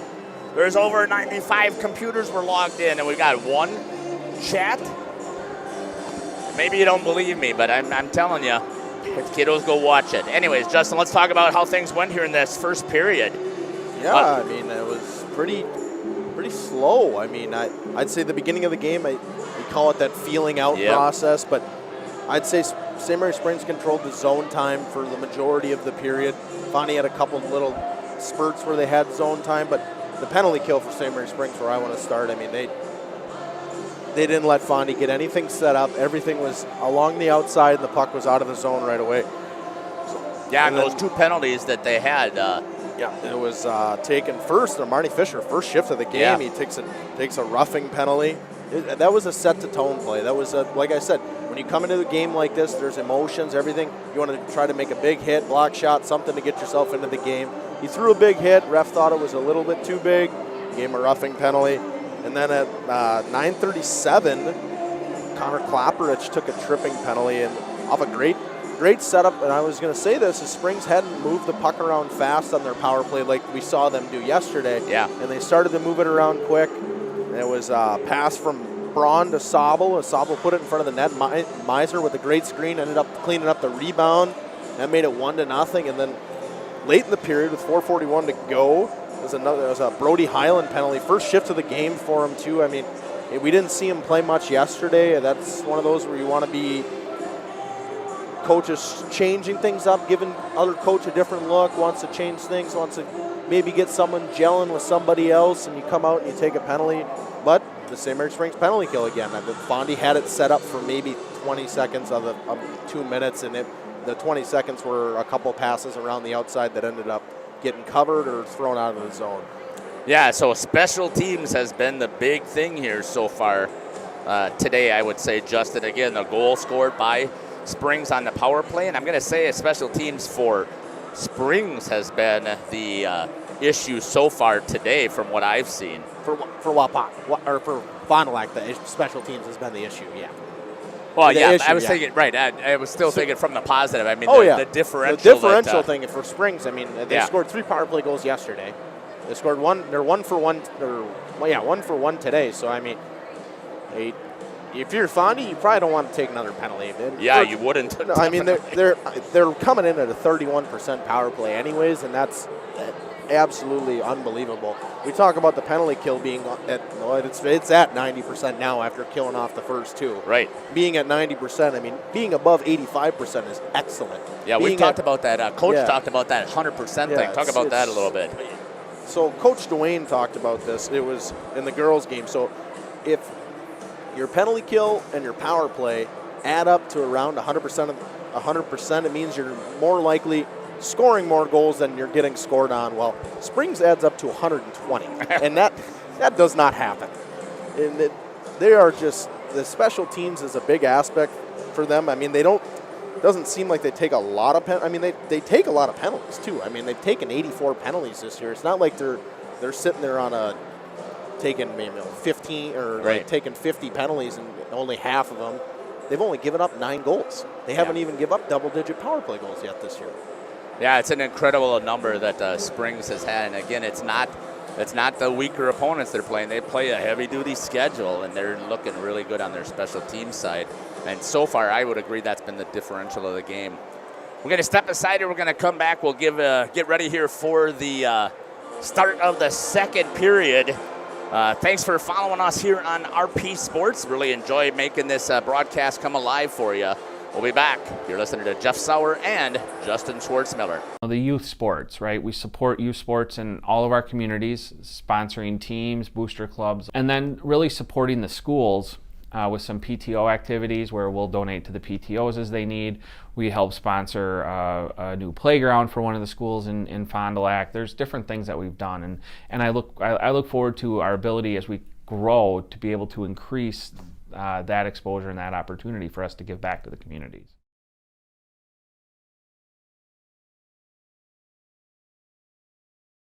At Camera Casino, we are making magic happen. If you have a lot of slides sitting at home, we can magically put them on a CD for you. Need a different lens? We can fix that. If you need something to carry all of your equipment, watch this. Oh, sometimes smaller is better. Whether you're looking for cameras, tripods, or accessories, Camera Casino can make magic happen for you. Camden is a student from the Fond du Lac community.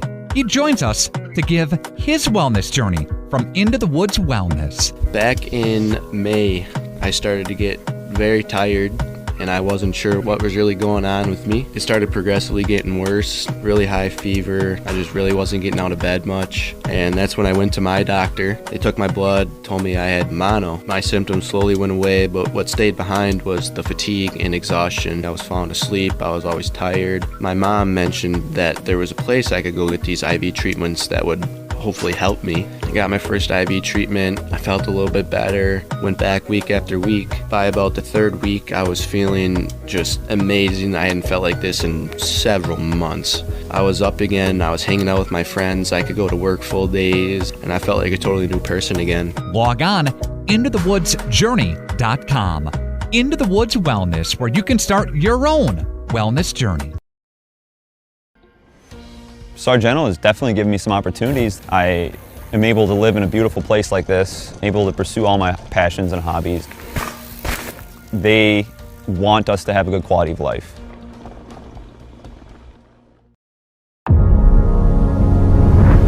Here at International Paper, I've gotten much more experience than I have elsewhere.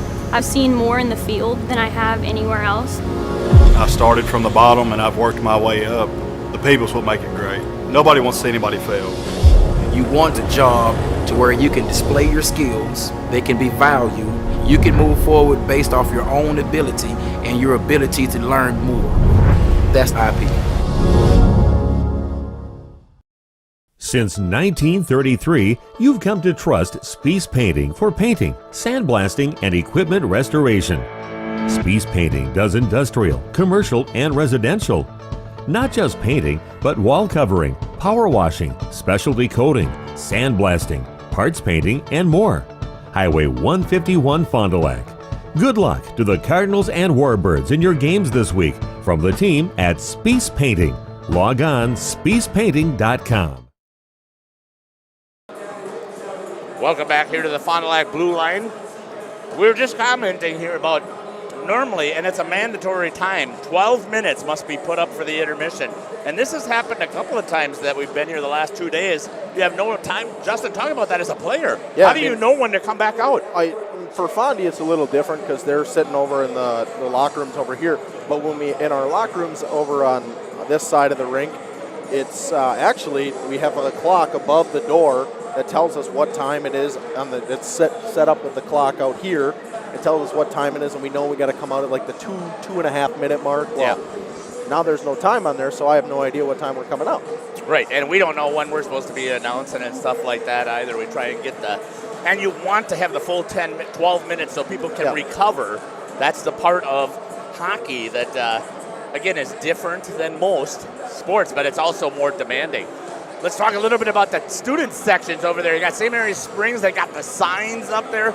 Not as many students as normally we see at a Springs game here, but there might be some other activities that are taking place. And the Fond du Lac student section, I think they've done a nice job. You can't see them because they're sitting down right now, but you got a couple up against the glass. They're here cheering, and they're excited to be here for their team, who's trailing right now here, starting at the second period, only by 1. Which again is pretty decent here for this Fond du Lac and Springs rivalry game. Getting set here for the puck drop, and it starts. Fond du Lac with control, gets it out here to Aiden Hefner. Hefner drops it into the corner, and going to pick it up, it's going to be Isaac Sabel. Kind of get it back up ice. Couldn't see if that was, I think that was Teague Wagner. It was. And we get a whistle here at 16:41.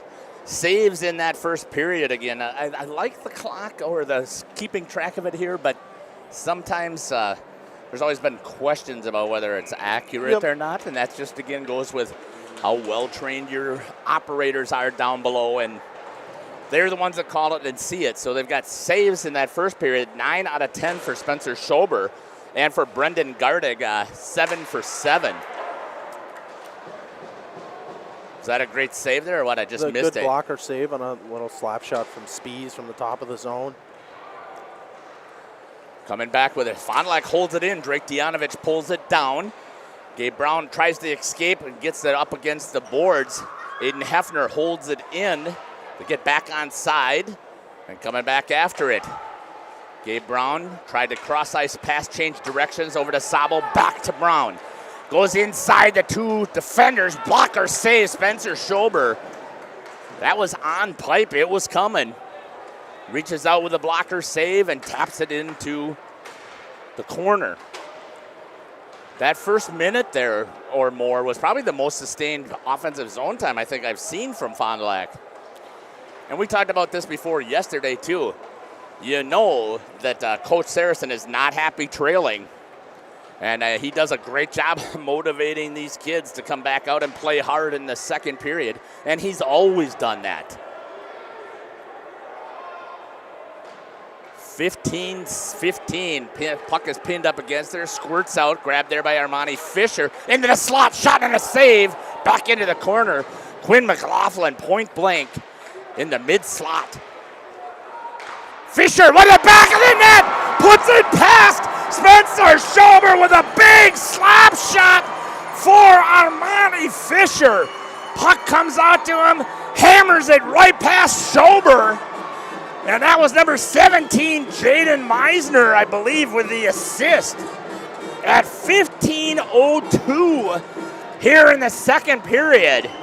Just one of those places you're in the, top of the circles, high slot, house area. Yeah. Put pucks to the net, and that's one where I called for a slap shot. That's a great decision there. Got it off his stick quick. Sober never shot. Oh, no, never saw that. Saw it. Nope. And by the time he got down, the puck was in the back of the net. Yeah, it didn't look like, you didn't think Armani was going to do that because the way he was skating out. Oh, McLaughlin, they say, got it. I thought it was Meisner that I saw, but okay. We'll give it. Following up there is Tate Baker with a good hard hit up against the boards. I also surprising to me, Justin, we talked about this when Springs was playing Homestead, is the size differential was a huge difference between the Springs players and the Homestead players. That has not deterred the Springs team from hitting. No, they're still incredibly physical. And yeah. And that's what you want. I mean, whether you're small, whether you're big, it doesn't matter. You want to be physical. You want to set the tone, and that's what this Springs team is doing right now. They're setting the tone. Fond du Lac yesterday seemed to be a little more physical than they are today. Yeah. And this is one of those, like, this is a game where you want to be physical because it gets you into the game. It keeps you going at all times. Yeah. Let's see if Fond du Lac can come up with an answer here. 2-0, St. Mary Springs. Tyson Craig has to go off of his stick, putting some pressure on was Quinn McLaughlin. That's who they gave the assist to. Boy, I'm 90, maybe not. I guess that it was the jersey was tucked in and maybe I didn't see the bottom part of the three. Shot again, Spencer Schober. Could not see that one, as in front was Jaden Meisner.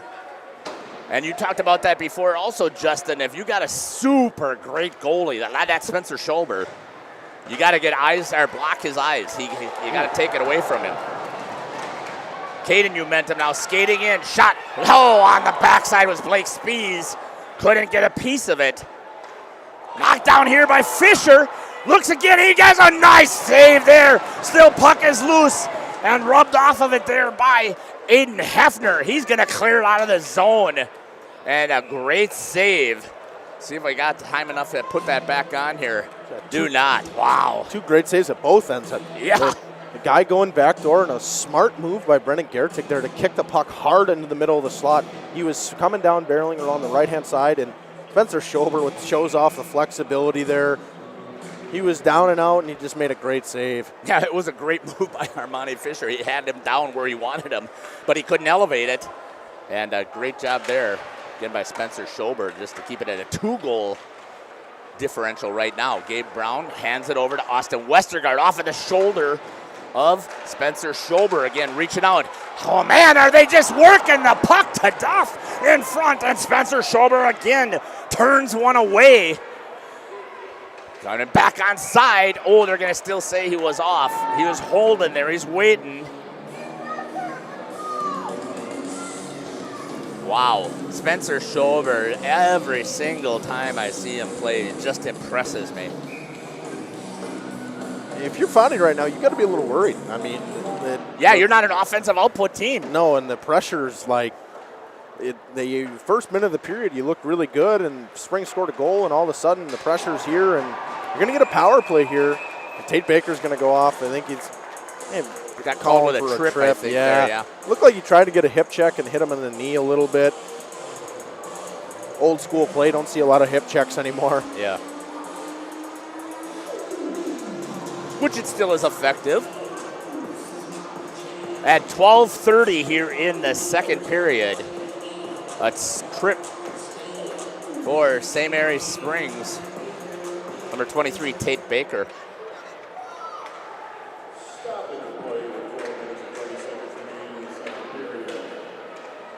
Fond du Lac trying to get something rolling here. Again, it's their 90% penalty kill of Springs against the 18% power play here of Fond du Lac. And so far, it has been Springs chipping it ahead to Armani Fisher. He's in, looking, tries to turn the corner, keeps possession. Swings it all the way back out to the D. Isaac Sabo. Great decision by Armani Fisher there. So smart. We saw this yesterday. Nina was doing that a little bit, but they would keep the puck in the zone. I love when they go all the way back, take away the time. I mean, now they've already killed off a minute of this power play. And it's given them time to change. Trying to get it over to Caden Umentum. Off of his stick, picked up there by Isaac Sabo. Sabo does a center ice breakout again, which again I love, and that's going to be an odd man rush. Shot! Oh, back of the goal! Jaden Meisner finds the short-handed goal on a great pass there by Gabe Brown. Odd man rush. They beat Spencer Schober up over the top again. They're going to be the same assists as the first one too. It's going to be Jaden Meisner from Gabe Brown and a great board pass from Isaac Sobel there. Your coach Sarah's in here. You think about taking a timeout. I know you do, right? I mean, 57 seconds left on your power play. What a shorthanded goal that was. Holy man. Can you believe this? St. Mary Springs, special teams, a power play, an even strength, and now a shorty.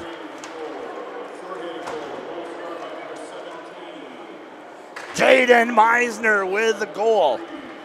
Gabe Brown with the assist, and the secondary, Isaac Sobel.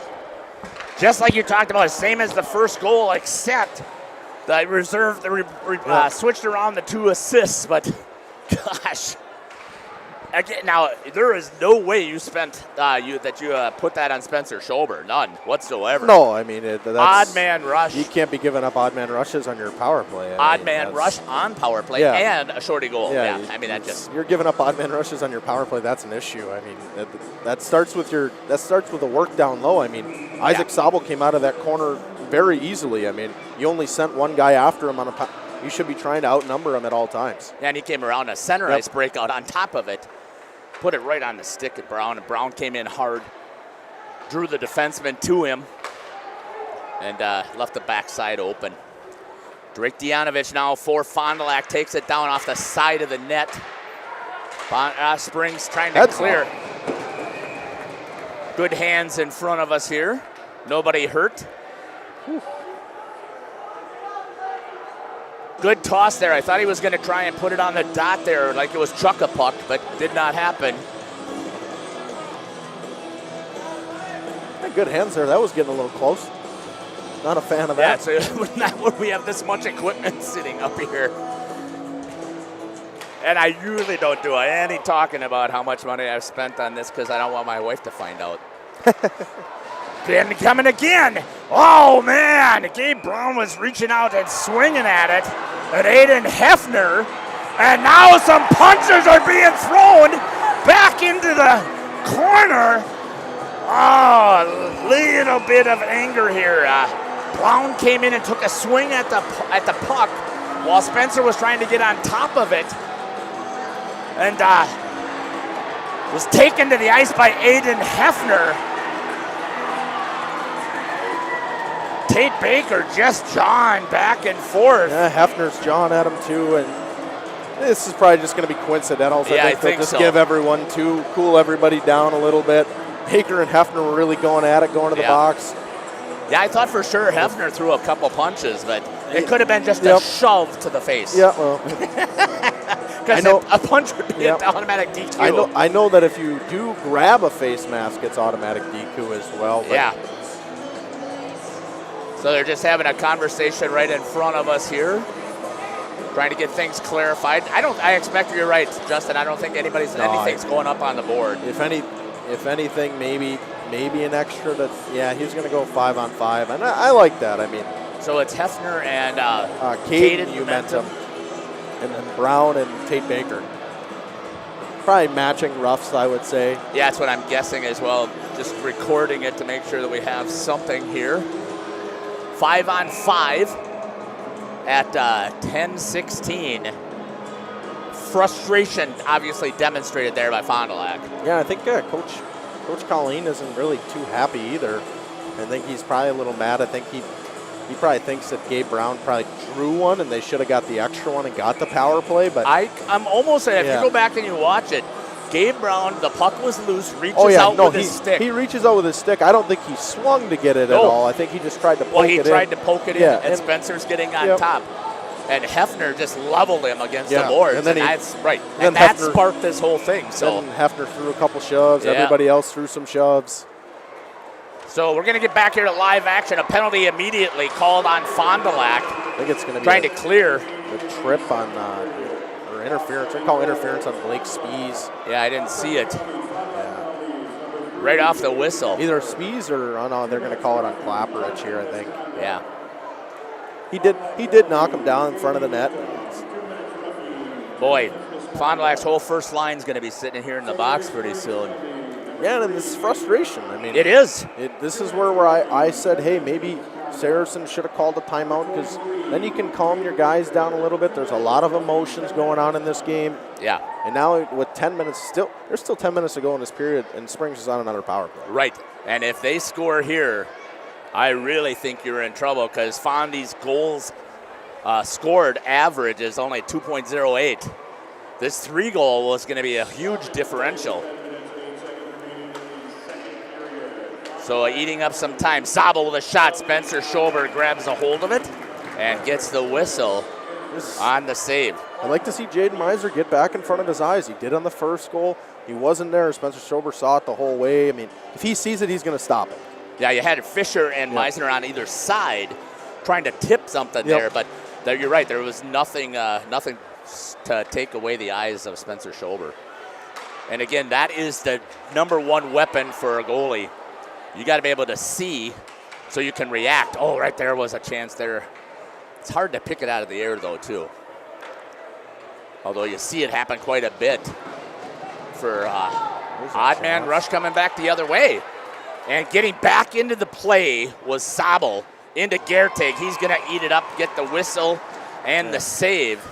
Great back check there by Isaac Zabel. I mean, it just kind of seemed like the Fondy players were a little gassed, too. I mean, they didn't have a lot of speed coming in the zone. You'd like to see maybe a little bit more of an effort to try to get a 2-on-1 there. Yeah. A shorthanded goal could really boost Fondy at this moment. And they need it, right? And again, that goal the goals scored is when you've played against probably some subpar teams in the conference. And you've scored a heck of a lot more. I mean, they beat, in this open round, they beat Oshkosh, I believe it was 7-0. A wraparound by opportunity there by Armani, and then he tries to get it elevated. That's a great play again by Armani Fisher. Shot up into the boards on the ricochet. What a move by Teague Wagner there to get into the zone, get into the slot open. McLaughlin swings it out to Zabel. Tried to go on the backside, misses it. Nice job there again. I am telling you, Isaac Zabel does not have the goals, but I really, his hockey sense out here is so incredible, Justin. I don't know what you're thinking, but from what I'm watching. That's awareness right there. He knew to use his hand instead of using his stick. He's kept in 3 or 4 pucks already in this game at the blue line. I mean, that takes skill. I mean, that's one thing you can practice. I mean, I know that we always did practice it when I played for Springs, but it's hard work. I mean, to do something like that, you have to be aware. It takes good coaching from, as Coach Colleen said in the interview, in youth hockey as well. Yeah. Well, you got to give a kudos right there to Fond du Lac. They did kill one off here.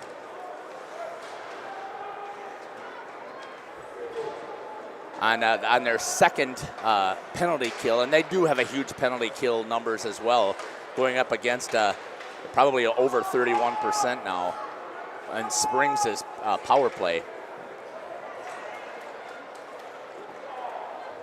Yeah, that's going to be waved off, but it played there. Great call by the I referee. agree. I think Craig kind of just slowed up Gave on it up a little on bit. it, yep. Fond du Lac now back into the neutral zone. Dumps it into the corner. The guys in the box actually could not come out earlier than the penalty was because they didn't get a whistle here. When you got the matching minors, you don't come out until the first whistle after your 2 minutes of penalty time. Yeah, and I mean, right now it doesn't look like there's going to be a whistle anytime soon. That might be there. It was. So we just called for it, which I don't think was very smart on Springs' part because they had sitting here in the box Hefner and Juventum. You know what? I think these guys might have got 10s. They must have gotten 10s. They might have got 10s. So that's a big blow for Fondy. Hefner losing Hefner is a big deal. Yeah, because they didn't tell us what. At least I didn't hear it. I didn't hear it. I heard him say it. I just didn't know that it was a 10. Yeah, so unsportsmanlike is an automatic. Meisner busting it. Taking it back was Austin Westergaard. Working into the middle, Teague Wagner right on Quinn McLaughlin. Trying to get the stick save and the poke check there was Spencer Schober. Kind of missed it, but enough with the stick there was in the way for McLaughlin couldn't come in. Dianovich goes hard into the corner, and I thought it's an icing. Now there's another frustration thing, right? Yeah. He goes after it hard. I always like the race icing, the race to the hash marks. Right. I feel like that's what it should be. Another great chance there for Jaden Meisner to get a hat trick in the middle of the ice. Puck was bouncing a little bit. Great defensive play in the middle of the ice there by the defender from Fond du Lac. Yeah, I can't even say it. I was looking at the stuff before, Justin. I didn't even see Jaden Meisner's name on the top three of anything here. Shot on there by Quinn McLaughlin. No, and as I said before the game, Spencer Schober's a good goalie. You're gonna have to get a lot of traffic in front, and that's what Meisner's been doing. He's been in front of the net. He's been working in the hard areas. You want to score goals, you go in front of the net. You want to go to, and you're going to pay the price at some points. You're going to get cross-checked, but it is what it is. Meisner's a big dude. Yeah. He's a big kid. I mean, he's able to go in front of the net there and hold his own. Is he only a junior? I didn't see on the roster there. Fond du Lac coming back. Turning wide was Connor Clapprich. Puck is loose. Umentum shoots it there, and it's taken away by Preston Flood. He's a senior. He's a senior, okay. Well, it's great for him then here. You got to think that here in the Badgerland Conference Tournament, you have a breakout day with 2 goals so far and potentially a hat trick. Again, nice play there by Springs, knocking it down was Jackson Sabel. And if you're Coach Colleen, you got to be feeling good about yourself because now you're going to be able to get some more rotations in there for your second and third lines. Oh, for sure. And my big thing right now is looking at the shots. I mean, the shots are 10-3 so far in this period. And Fondy hasn't had a lot of offensive zone time. The 3 shots they had, the one was from the tops of the circles on the penalty kill, and that they just haven't had much. And that comes from Springs holding the puck in the zone really well along the point. Now, I think a lot of people are probably going to be talking out there that we might be homers for Springs. I can tell you definitely I am not. Justin might be, but I'm not. And Justin's, I just teasing. You did a great job here as a graduate of Springs, right? And you had I think I like Spencer. To play at State. I think I like Spencer more than anybody on the ice. I agree. I mean, he's just as a phenomenal gentleman. I mean, and very intelligent as well. And that's going to be an icing. That was a nice job there by the official to check with the linesman. And we don't usually give a great shout out there, but it was. And I do think, Justin, that it's been an evenly called game as well. Oh, for sure. I don't think they've really missed anything. I think if I'm going anywhere, they've left a lot of stuff go, too. Right. I mean, they're letting them play. This is a rivalry game where there's a lot of emotions. I get it. Like the 10s that these guys got, that's an emotional thing, that it deserved to be 10s. Drake Dianovich has it off the top of it. Boy, I couldn't tell if it hit off the top bar or if it just sailed a little bit high. I think it might have hit him in the head. Yeah, that's what I was thinking as well. Picking it up into the slot, missed him.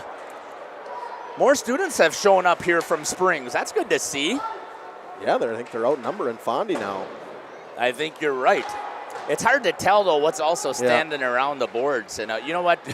I have not used a lot of that goal cam, so I feel bad that you took the time to get it set up, but there really hasn't been that much of an opportunity here, unless I would just time the switching just right. And I'm not that talented. Working it out. Just as we were talking, you get a couple of kids out here to get some playing time. That's Will Stelmacher coming back out. Yeah, it seems like they've been rotating an extra winger here with Westergaard and Armani Fisher. Yeah. Right on the stick. Armani Fisher shot. Spencer Schober fights that off. And that's your bugaboo right there across. Yeah, he might be different. I think he'll be able to make that play. He pretty calmly caught that one. He didn't have an issue with it. I don't really like goalies reaching across their body to make that save, but he's not one of those guys that I would worry about. Yeah, and that's the way I was always the same thing with Caleb because he played baseball, so better be able to snag it. Getting some time as JT Koenigs as well here for Springs. And you heard Coach talk about it as well, that he finally has an opportunity to not cross off names off of the roster. Puck is loose in the zone. Peyton Umentum with it here for Fond du Lac, coming on the last 3:15. Chipped, taken away. And boy, just talk about, Justin, I'm just telling you, having Hefner sitting in the box with Cade Umentum, that has got to be hurting Fond du Lac right here. Oh, yeah. I mean, the thing is, I think they're a little more well-rounded. They have some other guys that can come in and step up for them. And whereas Fondy, like, Aiden Hefner's a big part of their offense and breaking out, and that's a problem they've had breaking out. And it seems like they're kind of throwing pucks around, and having the guy that, you know, can skate it and move it, it's being in the box for 10 minutes is a big deal. Nice escape move there by Teague Wagner. Just getting some zone time out there, too. Wanted to make sure I gave it Nolan Blackburn. Meisner, here he's walking in.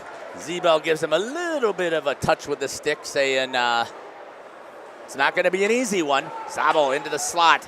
Has it taken away by Emilio Lopez. He tries to get it out to Zebel. It's going to be an icing, and that should be, I don't even know let's see, what time did I write down that they went in? 10:46. So that it should be coming out here soon, would be my guess, out of the box. Unless they gave him 2s and 10s. They could do that too. They could have, yeah. I mean, we just don't know. Interesting. I didn't hear it, so I like that call, though. Again, Debbie, when sure. you're pushing, shoving, an emotional punches. game. Yeah, right. You gotta keep it under check. Dropping down low. Emilio Lopez picks it up for Fond du Lac. Stops at the edge of the net, rips it around. Blake Spees up against the boards. Taken away there by Armani Fisher. Nice poke check there by Emilio Lopez. Comes out, Drake Janovic tried to get it around, and a great play there by Teague Wagner to hold the board. Oh, what a pass. Trying to get it over to Isaac Zabel. Armani Fisher through all kinds of traffic. Here's coming back to him. Shot in the net! Are you kidding me? Unbelievable. Armani Fisher with his second goal, short side. I don't know if that ricocheted off Spencer. I couldn't quite see it. Underneath his hands. It's that one where it's right above the pad. What a great shot by Armani Fisher. That's a perfect shot. I mean, we talked about it on Springs power play, how I wanted them to get the puck moving a little bit faster. Right there, the puck's moving really fast and coming across the ice. And it's just a wonderful pass. I think it was actually Isaac Westergaard that made a pass, and it was awesome. Westergaard a cross-ice pass. That was unbelievable. Yeah, I couldn't quite see it, if it was Westergaard or if it was Zabel, because he was. I think Zabel was the one that came across the crease here that I was talking about. Or no, the pass that he fed over. No, Armani Fisher had, Yeah. Can he get his own assist on the goal? Let's see how this is going to come out.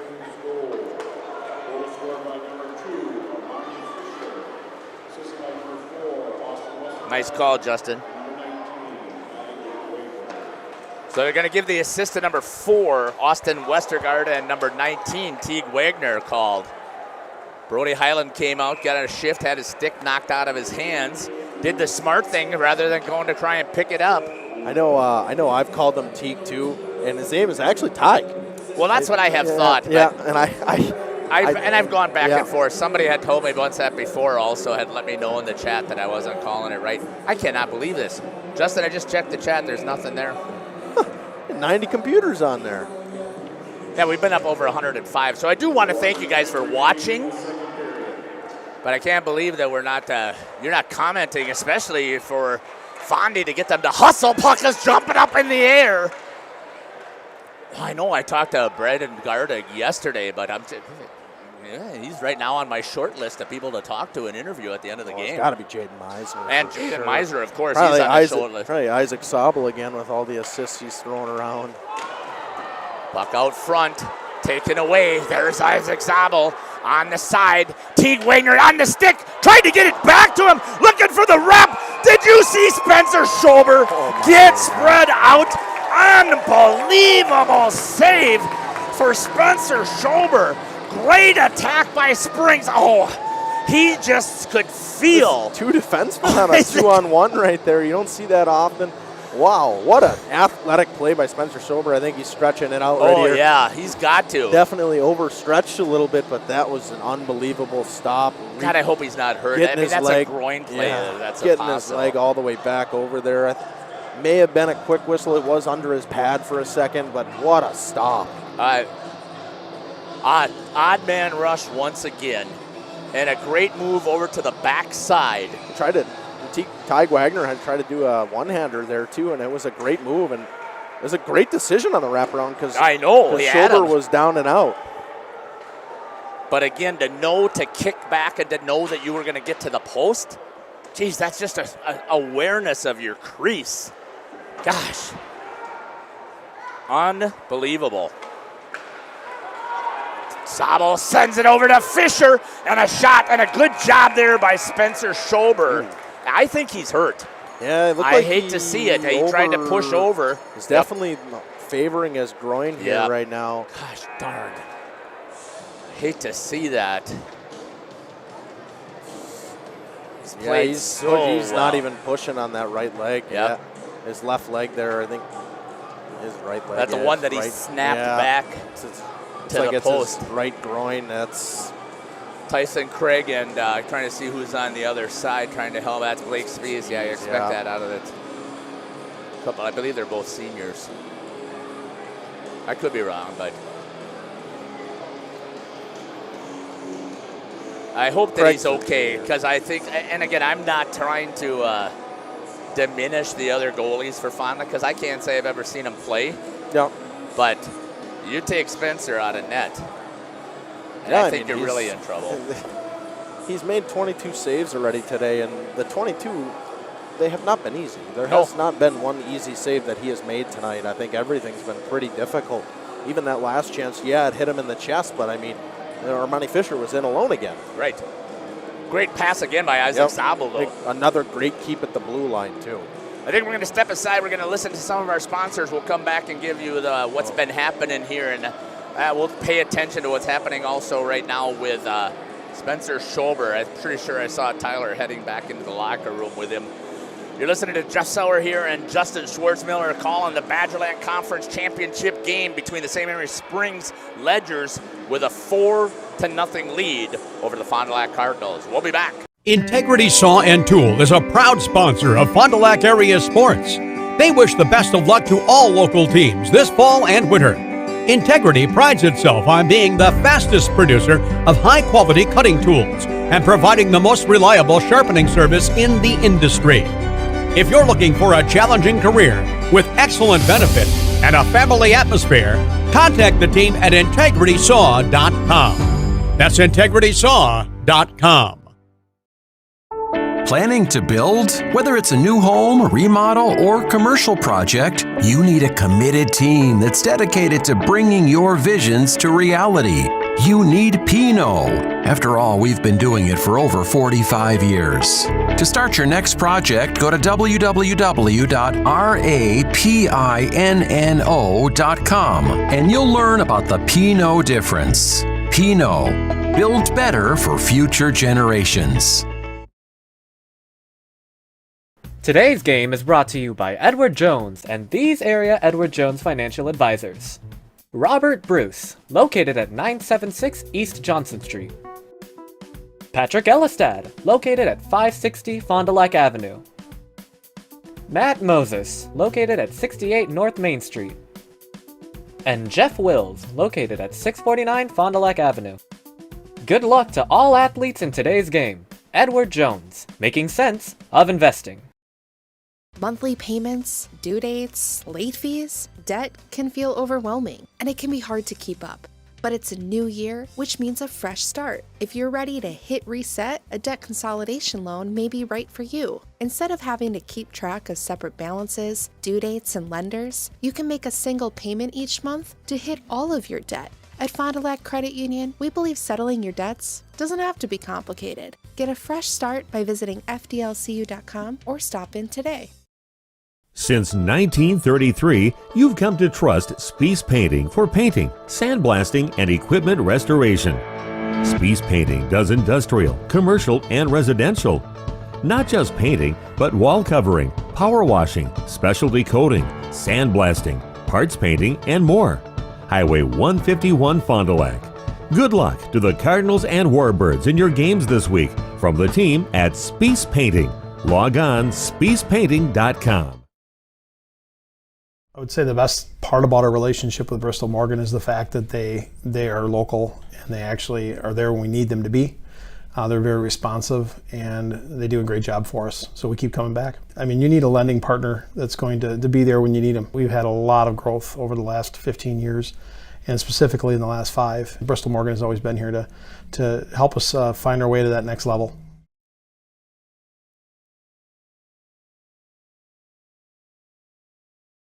Go ahead and let the daydreams of spring begin.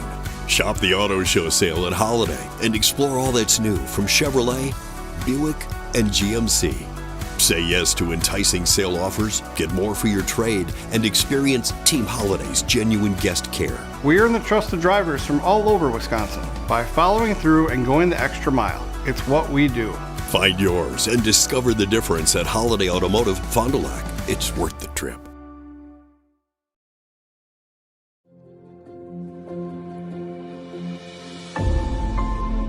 Will Sport by Wisconsin Lighting Lab. Sports lighting and control systems made in Fond du Lac, Wisconsin.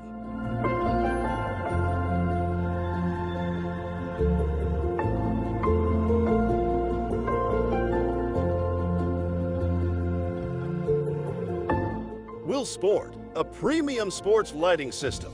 Factory direct application and product support along with its full line of complete LED lighting solutions will transform your athletic facility to the next level. Create an unforgettable fan and player experience.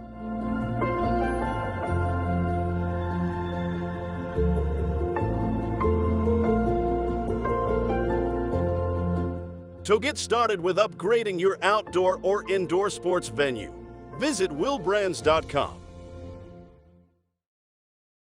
Muthig Industries in Fond du Lac would like to wish our local high school sports teams best of luck this season. Muthig Industries is one of the area's top full-service manufacturers of precision metal stampings, laser cutting, production machining and turning, tool and die manufacturing, and custom metal fabrication products. Muthig Industries in Fond du Lac, where quality is an attitude and producing high-quality parts with on-time delivery is of the highest importance. To find out more, visit MuthigIndustries.com. Muthig Industries, 33 East Larson Drive, Fond du Lac. Welcome back here to the Fond du Lac Blue Line. Jeff Sauer here with Justin Schwartzmiller on the call. I wish they would have the 12 minutes up for the intermission like they're supposed to, so we'd have some idea how much time we have left. So I guess if that's the only complaint that I have about the tournament, we can live with that, I guess. But it also helps out the players to know how much time they have to rest. I think right now the biggest question that I have is, will Spencer Schober be coming back out, because he certainly looked like he was hurt with the assistance he was getting with a couple of his teammates. Let's give a quick recap of what's happened here in this contest.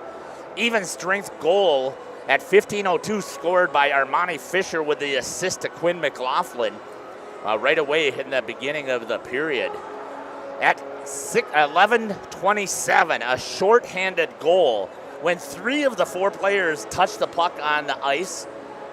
For a shorthanded goal, you know you've got something special rolling here. Goal goes to number 17 goes to Jaden Meisner, his second goal of the night. An assist to Gabe Braun, that's his second. And Isaac Sabo, that's his second. And then we had a little bit of a fracas, I guess you could say. Right after that, we had a whistle where Gabe Braun was coming in to pick up a puck that was heading towards Spencer Schober, and he had a chance to poke at it. He did hit the board, and Aiden Hefner let him know that he did not appreciate it. And we had very frustrated players out there from Fond du Lac, and then Springs obviously sticking up for their own players. And taking a seat in the sin bin was number 3, Aiden Hefner, and number 15, Caden Umentum, and I believe it was called as an unsportsman. And we'll see if they're coming out of the box yet. Because I don't know if it was a 2 and a 10, and they gave it to the other side as well, because Springs also, number 23, Tate Baker, and number 3, Gabe Brown, got called for unsportsman as well. And so all 4 of those guys were sitting in the box. And then at number 19 for Fond du Lac, Connor Clapridge took an interference call at 10:08 right after those penalties. And the first time that Springs was stopped on the attack. And even strength goal coming for the 4th goal right here towards near the end of the period. Armani Fisher picking short side on Spencer Schober with the assist to Austin Westergaard and number 19, Teague Wagner. And again, great work by the St. Mary's team here. Just looking at it, and the officials are doing a great job of picking these up too. And Justin's so much better at picking up assists, the secondary assist, than I am. So it's fantastic to have him here. But 4-0 on the scoreboard, saves in that period. Spencer with 13 out of 16. Brendan Gardig with 5 out of 5. So 22 out of 26 for Spencer Schober. And again, right at the end there, he looked like he was injured, trying to make another huge save. And it was an incredible save. There's a highlight video right there, shot that you put there. And he was helped off the ice, and we'll see if he's able to come back. Okay, I think we're going to step aside. We're going to come back here. We'll see how much more time they're going to get let. I wish I can't tell you how much time is supposed to be out there with the 12 minutes, but I'm guessing that probably at least 4 of the 12 is still remaining. But let's get some love from our sponsors again. You're listening to Jeff Sauer and Justin Schwartzmiller here on Radio Plus. We'll be back. Sitting in line for 5 minutes is awesome. Real estate is something that we are doing together. We're in it together till the end. The best achievement that I can have is when the property successfully closes. Probably the most rewarding part of my role with Addison Jones and Signature Homes is the ability to take a client from the very beginning stages of building a new home all the way down to the point where we turn the key and move them in, and watch their eyes light up as they see the finished product. Buy it, sell it, build it. That's Addison Jones.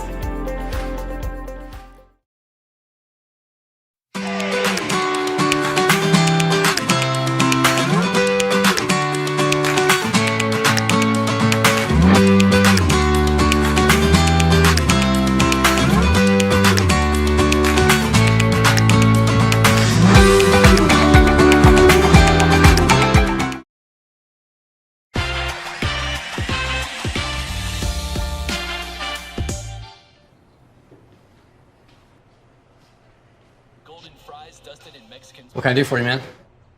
You know what? Really craving nacho fries. You guys got any of those? Ads are working. I don't know what you're talking about. What ads? Oh, like all the pictures I put over here in your bedroom. Oh, I put that there. See you later, man. Come on. Come on, you can do it. Yeah, come on, show me. Come on. Come on. Well, come on. Come on. Yeah. Good boy. Come here. Come on.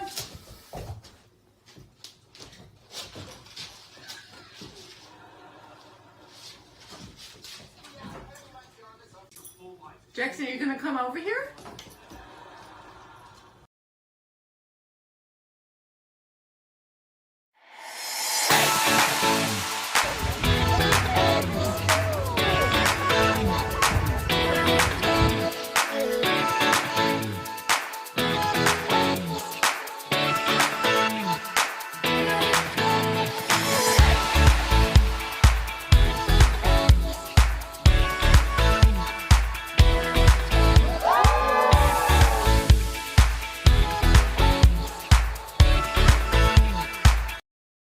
Winfield Homes is a locally owned, custom home building company of over 25 years that prides itself on great service, high quality, and providing the best building experience possible.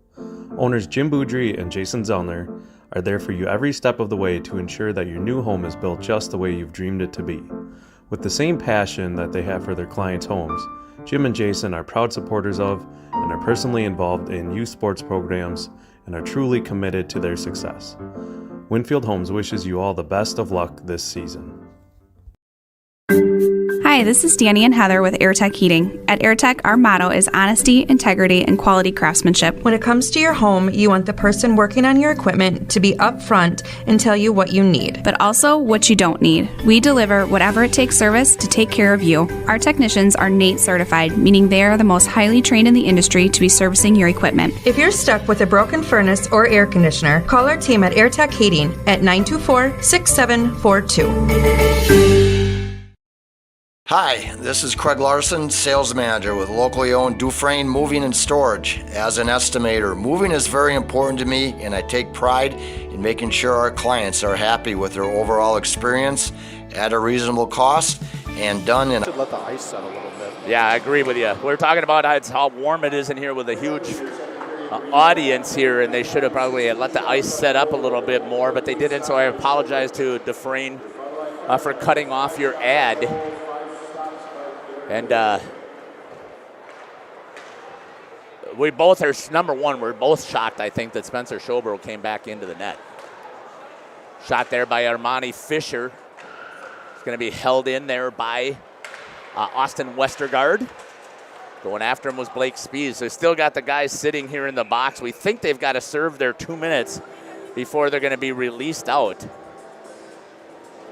Because we think it was a 2 and a 10, but we're not 100% sure. It could have been a 5 and a 10, but typically when you see a 5 and a 10, they're getting sent to the showers. Normally it's a match. They Yeah. give them the match. So Right. I'm thinking it's a 2. They gave them all 2 coincidentals and then all 10s for misconducts. That's what I'm thinking. Chance there for number 7, Will Stelmacher. Again, you got some people out here who are going to get some ice time out there. Is Jackson Sobel as well. Jackson did play yesterday.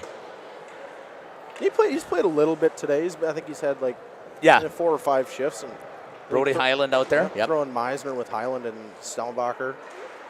I like that. Meisner's had a great game. What's the whistle for? That's off. I didn't see it there. Yeah. Well, at least Spencer's got enough strength there to push that off. But I guess I haven't watched him. Justin, you see during warm-ups at all? Did you notice anything? I didn't watch his movement at all. I didn't see his movement at all. Back here to live action. That does not take anything away from St. Mary Springs. They have played an incredible game here on a rivalry game for the Badgerland Conference Tournament. And I was going to double check here. I know I talked to Coach Saracen also when I interviewed him, because I know that he had some information about the cup here, because I wanted to see it. I was going to mention it earlier. So the Badgerland Conference Tournament itself, Justin, started in 2013. And in 2013 and 2014, Fond du Lac wins it back-to-back. Then 15-16 was Appleton-Neenah. 17 and 18 was Springs back-to-back. Neenah in 2019 and 2020, Springs takes it again. No tournament in 2021 because of COVID. 22 was Springs, 23 was Neenah. Yep. And we're looking at we're going to be adding on to this one, obviously, Springs. I was a part of the back-to-back 2017-2018 one. We were not expected to win in 2017. 18, I would say we were probably the favorites, other than maybe Waupun. In 17, I'd say we were like a 4 seed and ended up winning. Yeah, but that really was help propel your entire season for the next year. Yeah, but you're right. It was a Waupun Springs final, and that's the one we were talking about earlier, but a penalty called in overtime. Yeah. And a good job there by Zach. Don't see this very often on this rink. Puck going all the way up into the rafters. Really, really rare with how high it is. Yeah, it's true. Flipped it all the way off the ceiling, not even the rafter. But what I was trying to get at here, more than half of the time, it's been a team from Fond du Lac that's held on to the Badgerland Conference trophy. Teams that have not seen it, and I don't even know if they've been into the finals. I don't think Oshkosh has been in the championship game that I can recall. Fox Cities. They were against us in 2017. Right. It's when they had Hunter Schweer on their team at the time. Yep. And in net was Guchar. Yep. As a freshman, if I remember correctly. Yep. And he was playing Team Wisconsin, and you talked about that he's playing University of Wisconsin Eau Claire now. Yeah, D3. Had a great career at Edna Nall. So, yeah, did not. And so I don't think Oshkosh has ever been. Ooh, Gardig almost lost that one. Good reaction there to get the save. I know they took third one year, I'm pretty sure, when we were in high school. I think it was my freshman year. They were really good my freshman year. They had a couple good players there. And Peter Verstegen was there at the time. Yeah, that's right. That's Oshkosh. Yes. Yeah. He ended up playing. He plays at Stout, Wisconsin Stout.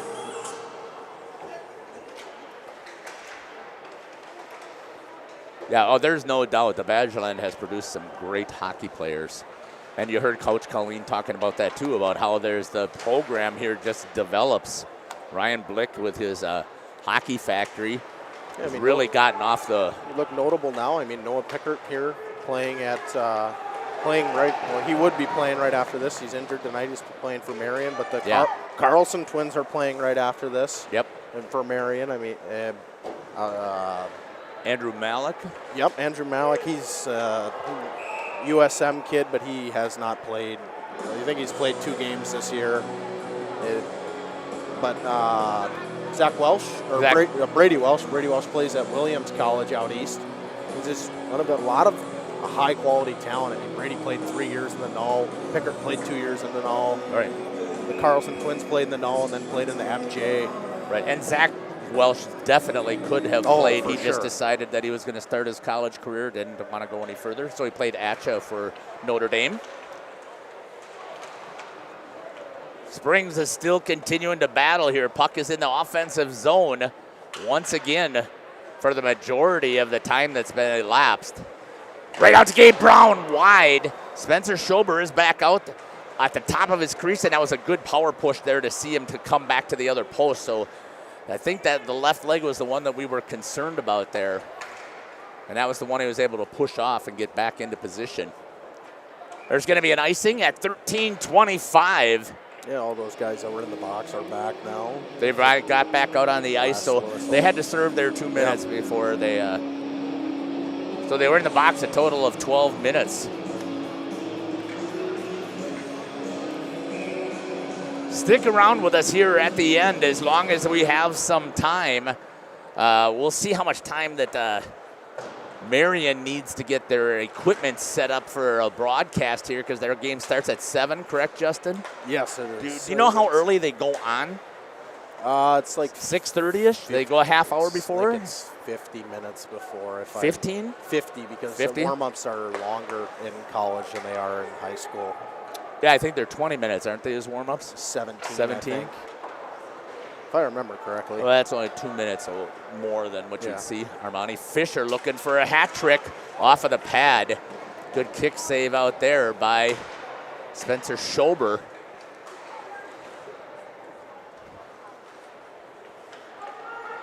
Gerdig still battling to keep that 0 up there. That's tipped into the bench there by Jaden Meisner. He's only seen 1 shot so far this period. I mean, Springs has, again, controlled the play to start the period. Everything's really kind of been in the Fondy end. Hasn't been a lot of chances, a lot of puck movement even down in the Springs end for Fondy. Yeah, kind of still just popped over and checked out that YouTube chat, Justin. I'm really shocked that we don't have anything in there. Maybe people can't put in there. I don't know. You may have to subscribe to the channel, but yesterday we didn't have that issue. And, I mean, if you're a Springs fan, you should have stuff all over that chat. And if you're a Fond du Lac fan, you've got to be putting there to get everything to get your team going. Drake Dianovich has no quit in him. Battling out there. Connor Clapperidge trying to get into the slot. Shot up over the top. Gardig was beat. He was sucked into his net. And they just could not get the puck on net. Sailed. Picked up here by Isaac Sabel. He has it. Skates into the zone by himself. Busting his Highland. And a great defensive play there by Lopez for Fond du Lac to stop the attack.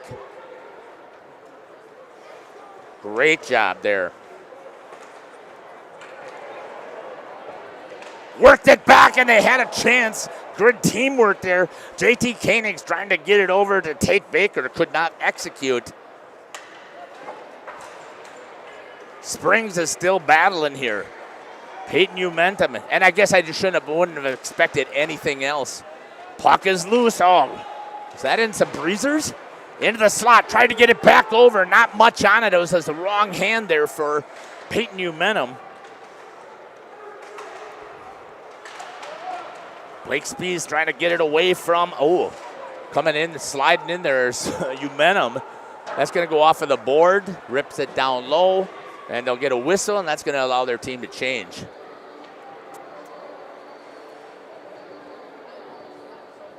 So talk about, Justin, just a little bit of the mindset here. I mean, you're a Fond du Lac player. You're trailing by 4 goals. I mean, what are you thinking as a player? 10:53 to go. I'm thinking we need a goal every 2 minutes.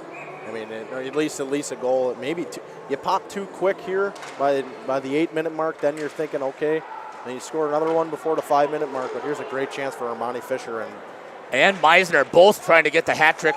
Good job there by Spencer to hold on to it. It dropped, I think, into his pads just after he started to push off the pipe. A great job closing his arm there on that one. What I said, I mean, that for Fondy, I mean, you want to pop one quick here. The best chance that they had of the game just came for Connor Kalaparich. That was, I think, was the best chance they had to score a goal in this game. He came down the slot all alone. There's Connor Kalaparich once again. Turns the corner off of the stick, it sounded like. Good pass over to Meisner. Playing with it at the blue line. And that's called a what? It's a blue line turnover. Bacon, lettuce, and tomatoes. Turnover. It's a BLT. Probably one of the few mistakes we've seen Spring make today. Yeah, it hasn't been much. No, and again, and when we talked about this, when I talked initially with Coach Saracen on Tuesday, I believe it was, might have been on Wednesday, when I talked to him about this tournament, and the same thing with Coach Colleen. Nice hit there by Lopez. Nothing malicious about that. That was clean hockey. We saw that from Lopez last night, a big reverse hit. Yeah, I think that was, for some reason I thought it was 16, but it was that 19 that got that taken down there? No, it was 6. Was it 16 and he went to the bench? Yeah, 16 made the hit, and it was on Westergaard. Oh, okay. Anyways, when I was talking to Coach Saracen, I couldn't remember what I was talking about. Good job there again with Spencer Schober reaching way out front, grabbing a hold of that puck in front of him. And I think it was Coach Colleen as well. We talked about, so tell me what do you want to do or what do you like about this Badgerland Conference tournament setup. And both of them talked about this is the perfect precursor to playoffs for the WIAA. You got 2 weeks now to finish everything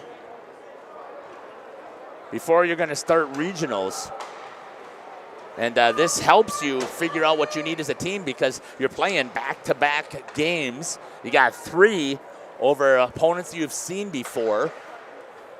And it just is a great opportunity here for the Badgerland to help prepare yourself for the WIA playoffs because in the playoffs for the WIA, it's one and done.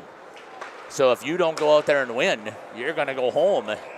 Whereas here, at least you get a chance to fix potentially what caused you to not be here on the finals.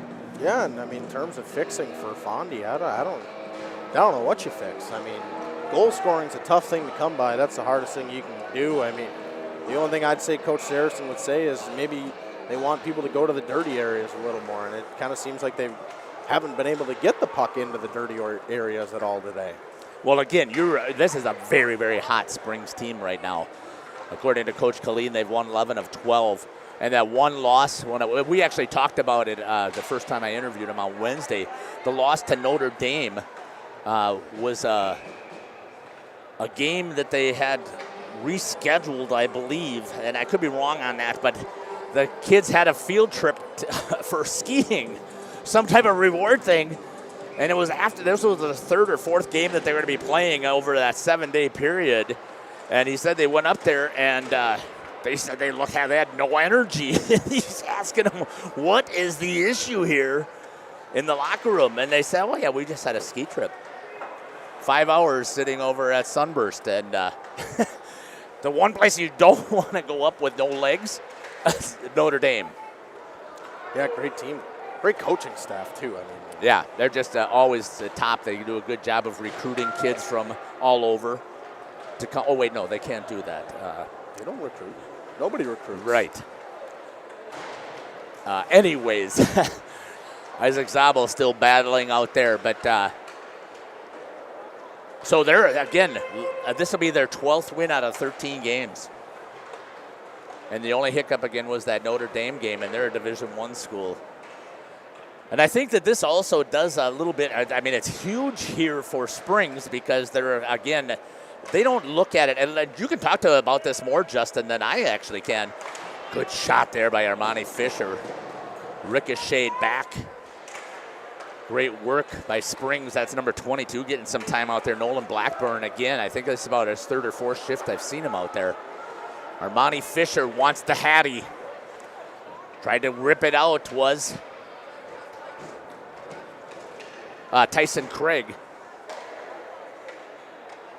But you can talk about it. Springs they don't care if they're your Division I or Division II. They don't want to lose, period. No, we want to play the top team. They want to play the top teams too. They don't want to play the bottom teams. Like, I mean, some of those Division II teams don't ever want to play top teams in Division I, and vice versa too. Jeez. Yeah, sorry about that, Justin. What an incredible reaction save by Spencer Schober. So I can tell you right now what Coach Saracen's going to say. You guys got to provide better protection on the backside here. If we're going to play as a defensive team, then you better play defense because Springs has had openings all day long. Yeah, but I agree with you, Justin. Again, they want to play the best of the best, and Springs does. And now it obviously is going to help them with their seeding to be Badgerland Conference champs, to have knocked off a Division I team here and a Division I team and the opening round of the quarters, and then knocking off a sectional opponent. Yeah, and beating Homestead was a big one. I mean, Homestead came into here, I mean, thinking they could maybe get the 2 or the 3 seed in the sectional. I mean, they did beat Waupun, who was probably up next to them in the sectional. Drake Dianovich with a chance. Save. Look at where Gardig was standing out the top of the crease. Are you kidding me? Brenda Gardig, what a great save. Out top challenging. And they're going to get a whistle here for icing with 5:39 left. But unbelievable hockey, those first 2 periods here by... Let's see if there's a chance I get to use the goal cam here right now. I remembered to use it, actually. Again, I want to thank Justin here, not only for his color commentary and stuff, but for helping me set up equipment. I told him before, I'm usually scrambling, allowing myself 30 minutes to get set up, and I took the full hour. And when Justin was here, we had a lot more time to get some other stuff done. Number 28 cutting across, that's Khalil Rebick. We've seen him in other games, but that's the first time I think I've seen 28 out on the ice. Fond du Lac trying to break it back out. Lopez banks it off, and it's held in there. What's going to be the penalty? Cross check. Yeah, what happened in the corner there. Oh, you switched me back. Thank you, Justin. Yeah. Oh, yeah. Made me really look good. I think number 9 is going to get that one. It's going to be L.J. Smith. Haven't seen him yet today. No, that was the first time I've seen him come out as well. Cross check over in the corner. So let's see if Fond du Lac can at least break up the no-no.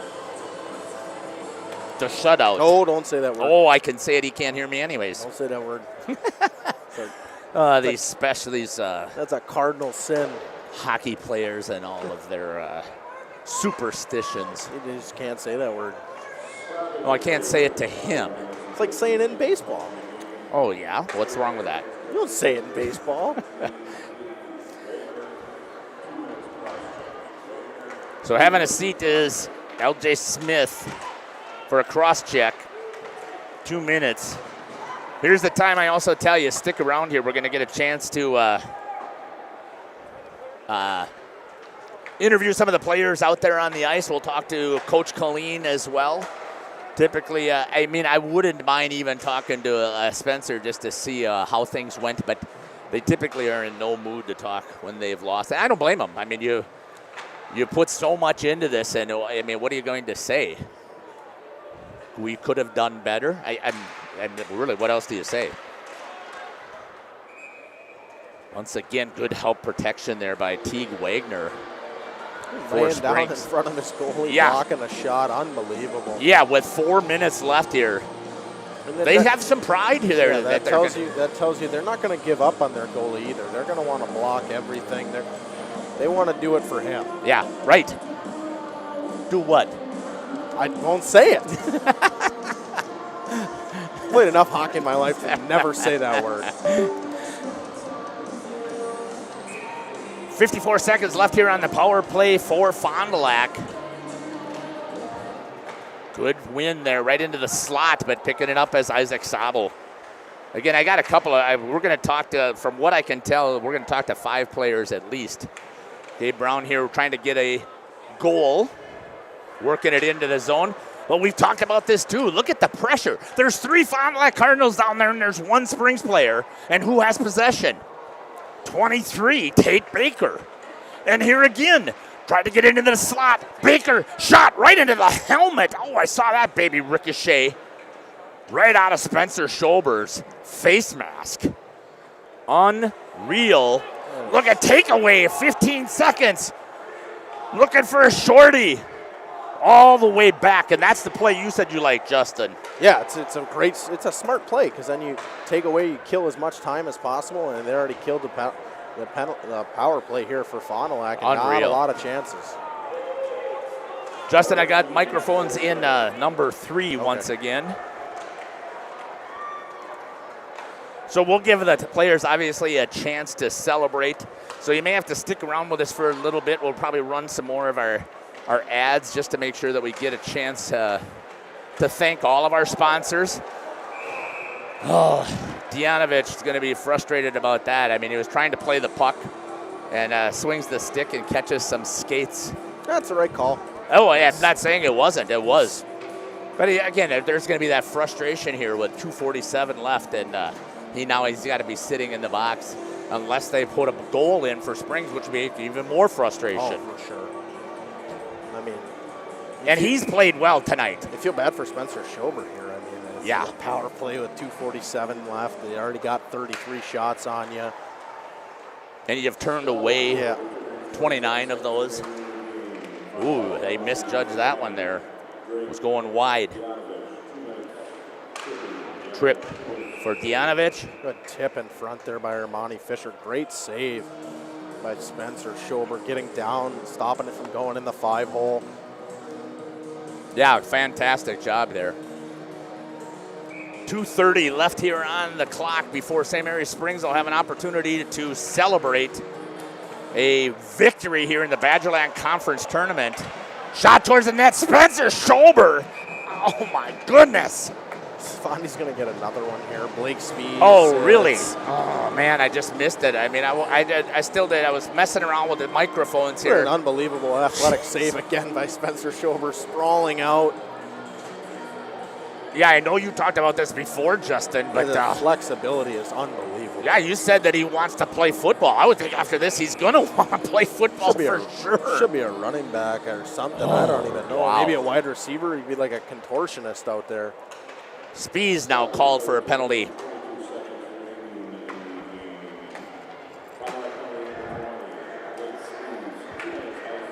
High stick by Spees. Good pass. Springs is going to continue. I mean, they've got numbers that they want to keep here on their special teams, right? Oh, yeah. I mean, so you're not going to give up. Oh, that's the first mistake I've seen out of Isaac Sabel, and what's going to happen? Garrett's going to bail him out. Umentum goes to the bench instead of pushing in. I mean, right there, Isaac Sabel. I would personally, that's a great stop by Schober again. Fisher, and it goes in the back of the net. And Armani Fisher with the Hattie here, a power play goal. I didn't see who shot. I think that was Westergaard who shot that first one. If I remember correctly, and I don't know, some officials give that as an assist, which I agree with, because the ricochet came flying out of there. Great shot by Armani Fisher, and here's a great thing. I mean, this is just a great play. I mean, good hat trick. Hat trick in this game is a big game. I mean, you feel for Spencer Schober there. I mean, the puck kind of redirects in the middle of 5-on-3. You expect to score on every 5-on-3.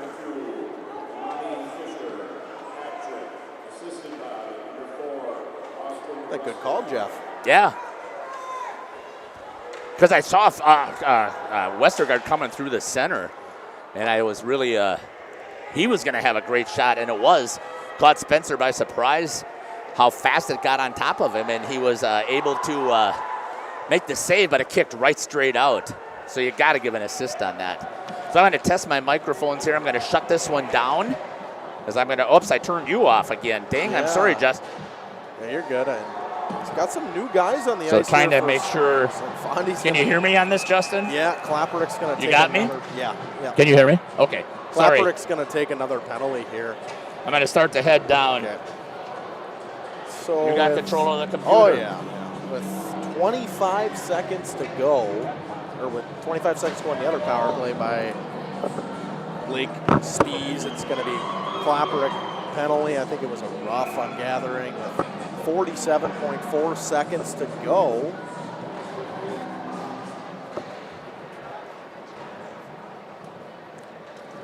Puck's cleared all the way down by Fondy. Number 21 for St. Mary Springs. Got some new guys on the ice. I have not had a chance to check their names. They pass over to Quinn McLaughlin. Quinn McLaughlin will bring it into the zone along the left-hand side. He'll stop up, try to get around with Craig. Craig can't get it. Fired all the way down by Umentum.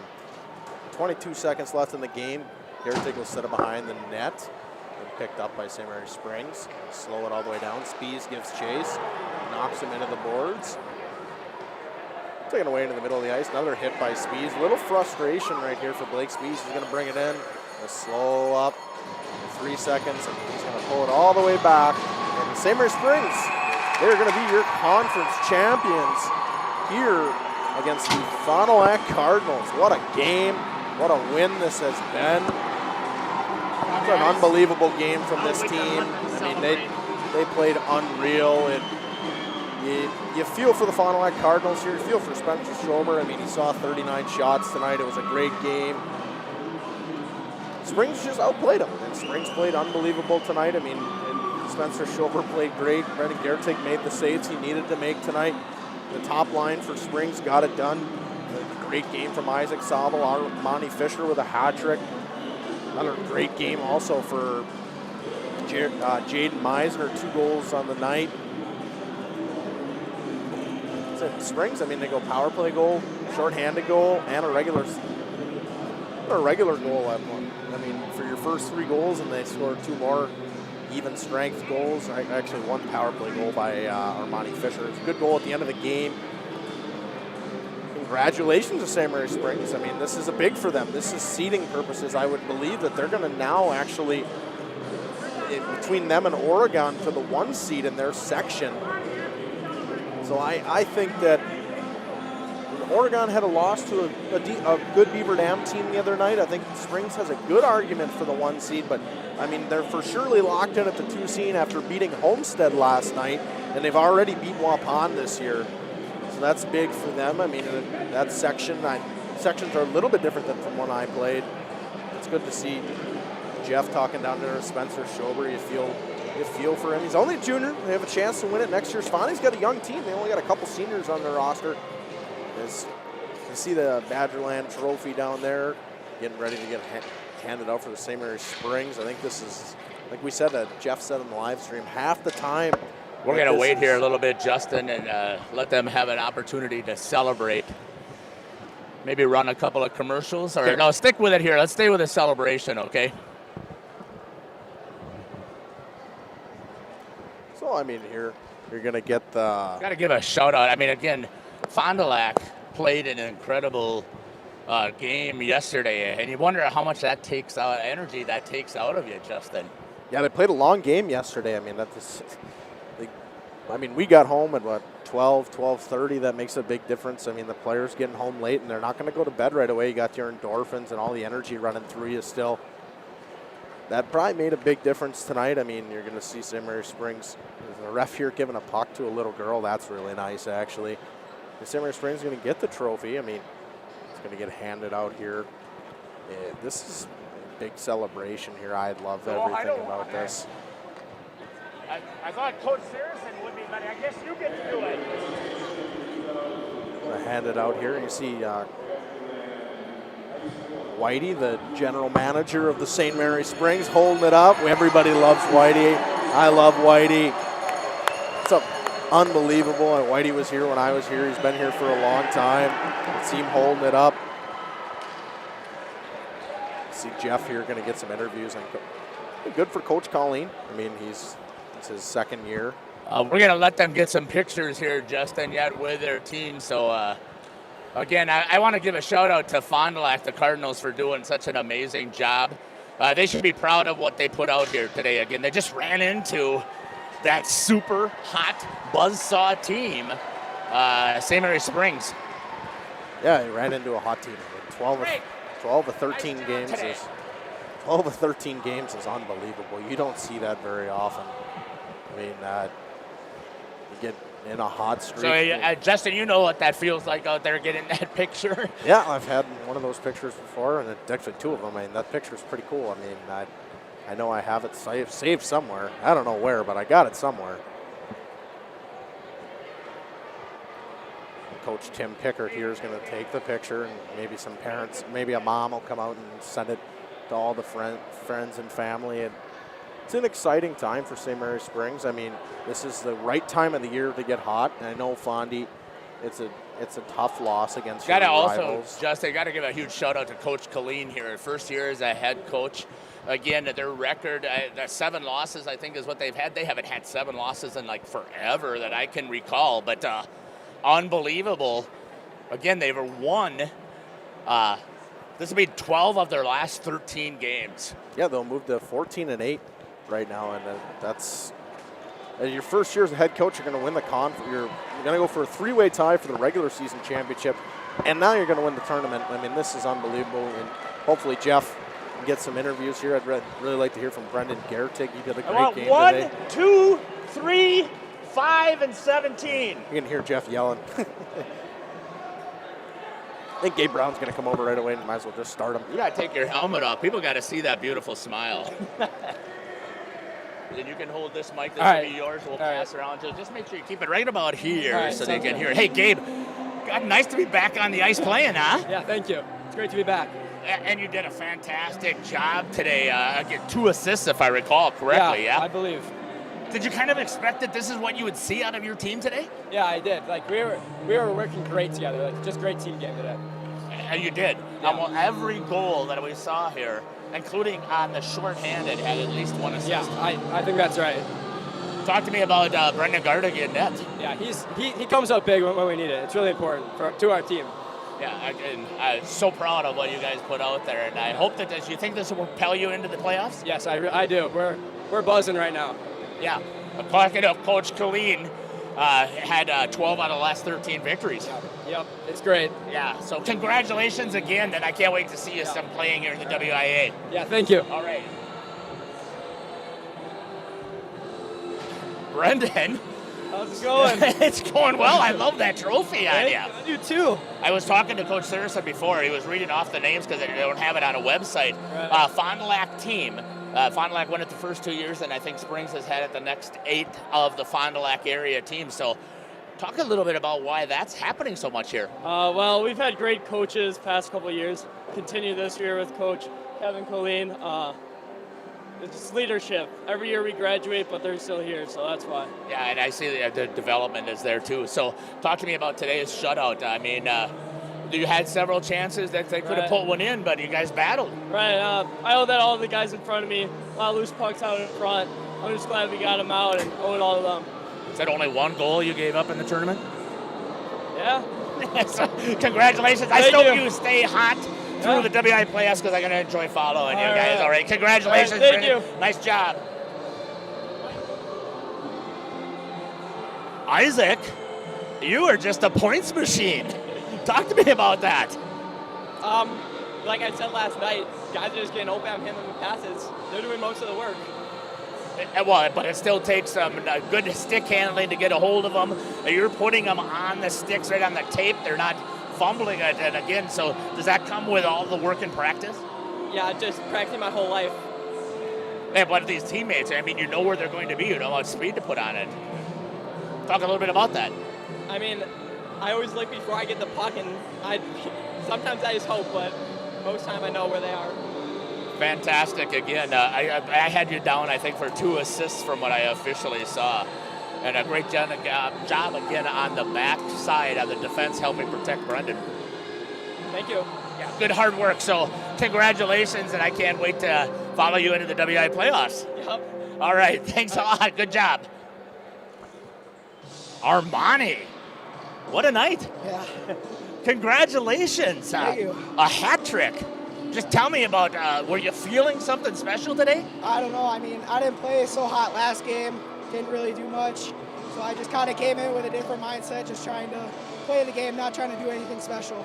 Yeah, and you did. You were really aggressive. You were flying around out there. And again, I think in a tournament game like this, it's really hard to get a hat trick. Yeah, I mean, it's just hard to get a hat trick in any game.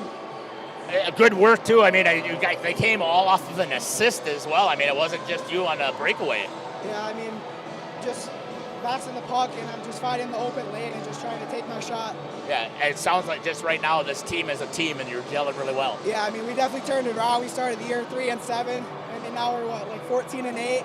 So we really found a way to get it going. Yeah, great smile. You tell me everything I want to see. How's it feel to be the Badgerland Conference champs? Feels great. I mean, it was one of our goals that we had at the beginning of the year was win conference, and spotting that one to Nina really kind of fueled us to push harder and harder to win conference this year. If my numbers are right, and Justin could confirm this, I believe that's 31 goals so far on this season. That's news to me. I mean, I haven't really looked in a little bit. Yeah, but and I know you don't. I'm the guy that keeps track of that stuff. So, Jen, great job. Congratulations here on the Badgerland Conference Championship. I can't wait to see what happens in the WI Playoffs Cup. Yeah. All right. Congratulations again. Jaden. Hi. What a game. I know. Talk to me about that. I mean, yesterday we didn't see you much flying around the net at all. I mean, you were battling out front like you typically do, but tell me what was different about today. To be honest, I don't really know. I feel like because since it was such a big game for us, I mean, I think I had to put in my all today. I don't know. Well, you did. I buried one, a great power play goal, and then you picked up a short-handed goal, and I've never seen 2 assists off of a shorty. So, what were you saying? Spencer Schober is one of the top goalies in the state of Wisconsin, if not the Midwest. Yeah, he's a really good goalie. I mean, that second goal, I'm not really sure how it went in. I just kind of shot it, just kind of went in. So. Oh, and that happens sometimes too. Happens. I mean, he's a really good goalie, though. Yeah. Well, congratulations again. Tell me what it feels like to be the Badgerland Conference champions here as a senior. I mean, it feels really good, especially because I'm a senior. I mean, last year it didn't really go too good for us, so I'm just happy we were able to seal the win tonight. And that's what happens in the Badgerland. I mean, you never know who's going to get hot and win it, but right now you got a hot goalie, you got a hot offense, and a hot defense. Yeah, it was really nice. I mean, it was a fun game to play in. Congratulations again. I can't wait to see how you guys are going to roll this into the WI playoffs. So congratulations on the big win. Thank you, sir. All right. Coach. Thank you. I don't know if I got much of a voice left. That's okay. Oh, come on. Talk to me about your special teams. Special teams? Well, I think we're going to be up to 35% now. I mean, 2 power play goals, a shorthanded goal. Every one of the goals had assists on it. So it's not like one player breaking out and doing the whole thing. I mean, talk to me about their team concept. Well, that's what we've been working all year. I mean, we talked off camera, right? We don't care about the individual awards. It's a team game. Yeah. And yet still, I'm not completely happy with us not moving the puck fast enough. Yeah, and there was times, Justin actually talked about that, and he thought at the beginning of the game you didn't move the puck as fast and as clean as you could have. Sure, right. Tape to tape opens up a good shot. But they always seem to dial it back in and get it done. So again, fantastic job coaching in here. You are the head coach of the Badgerland Conference champions. How's that feel? Good. Now you're saying I have to think about it that way. Yeah, again, so I'm hoping that you're going to take a couple of days off, rest and relax, because you did a great job of coaching here. And I really want to thank you for participating in the interviews and sticking around to stay with us. Thanks for letting me do it. I mean, anytime. This is what it's all about, right? Yeah. That's what we're going day in and day. I don't think I'll take rest. So, you know. Well, I hope you do, because you're going to need some energy getting into the playoffs. So, again, congratulations. I can't wait to see what's going to happen here in the WIA playoffs with your team. I know, neither do I, because for as well as we've played these last 14 games, I still haven't seen us peak. Yeah, today was pretty awesome with your defense, and your goalie was hot. And again, I saw an all-out effort by the team today. On our board in there, it says defense about 10 times. Well, congratulations, and I can't wait to interview you for your first playoff game. For sure, appreciate it. You bet. Thank you. Good job, Coach. Justin, can you take it from here? Yeah, and Coach mentioned it. Haven't seen his team peak yet. And this is a great time of the year for the team to peak. I mean, I would agree that Jeff said that tonight was a very good game, but peaking is a whole different animal, and I think tonight is a tip of an iceberg. I think that they maybe a false peak even. I think they still have a lot more in the tank. Coach Colleen even mentioned it about the passing, and I said that earlier in the game. You want the passing to be hard and crisp early, but I do agree with Coach Colleen. I think that they have more, and I think there's another level to their game. We call it gears in hockey. I always say you got your 5 gears or 6 gears, like a stick shift car, and I think they're playing in 4th gear right now, and I think they have that whole other 5th gear that they may not know that they have. That's got to make opponents afraid big time if this isn't at their peak. Oh, for sure. I mean, if this isn't as top as they're as high as they're going to be, I mean, you never know. I mean, this is one of those teams where I always say with a new coach, it makes a big difference. Coaching changes are a huge thing. And I think the identity with him spending a year under Coach Welsh. Yeah. And I said the same thing, too. When I graduated, Tim Ahern retired, and then Coach Welsh came in. But Welsh, my senior year, had kind of already run everything. And whereas, like, Coach Welsh probably, I'm sure, at points yet last year, took a step back and let Coach Colleen do what he was going to do because he knew that Colleen was going to take over. Yeah. And that's a great thing for a younger coach to be able to get that and get that at development, and then he'll be able to coach a tournament champion team. Yeah. Again, what an amazing game tonight we saw here from the St. Mary Springs Ledgers.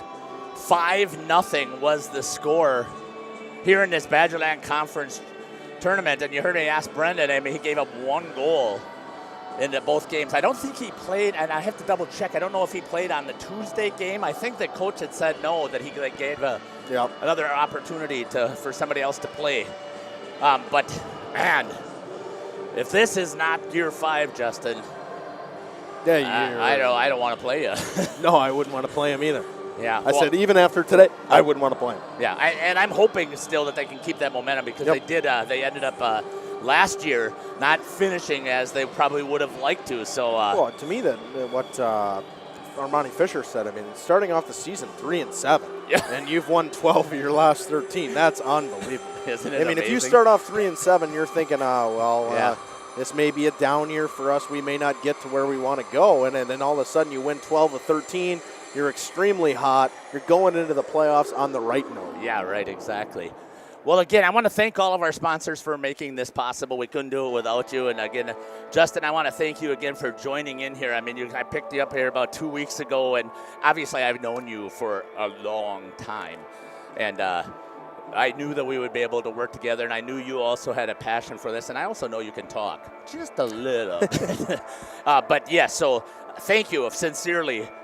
From the bottom of my heart for joining in here and helping me make this possible.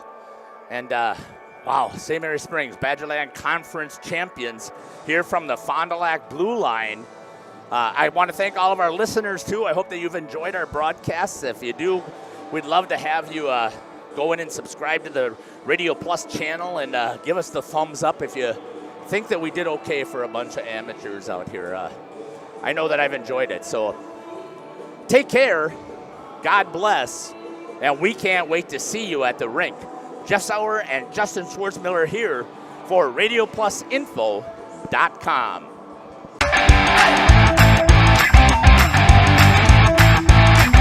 Edward Jones Representatives in Fond du Lac, Integrity Saw and Tool, Bauer Chiropractic, Fondi Family Dental, Baker Cheese.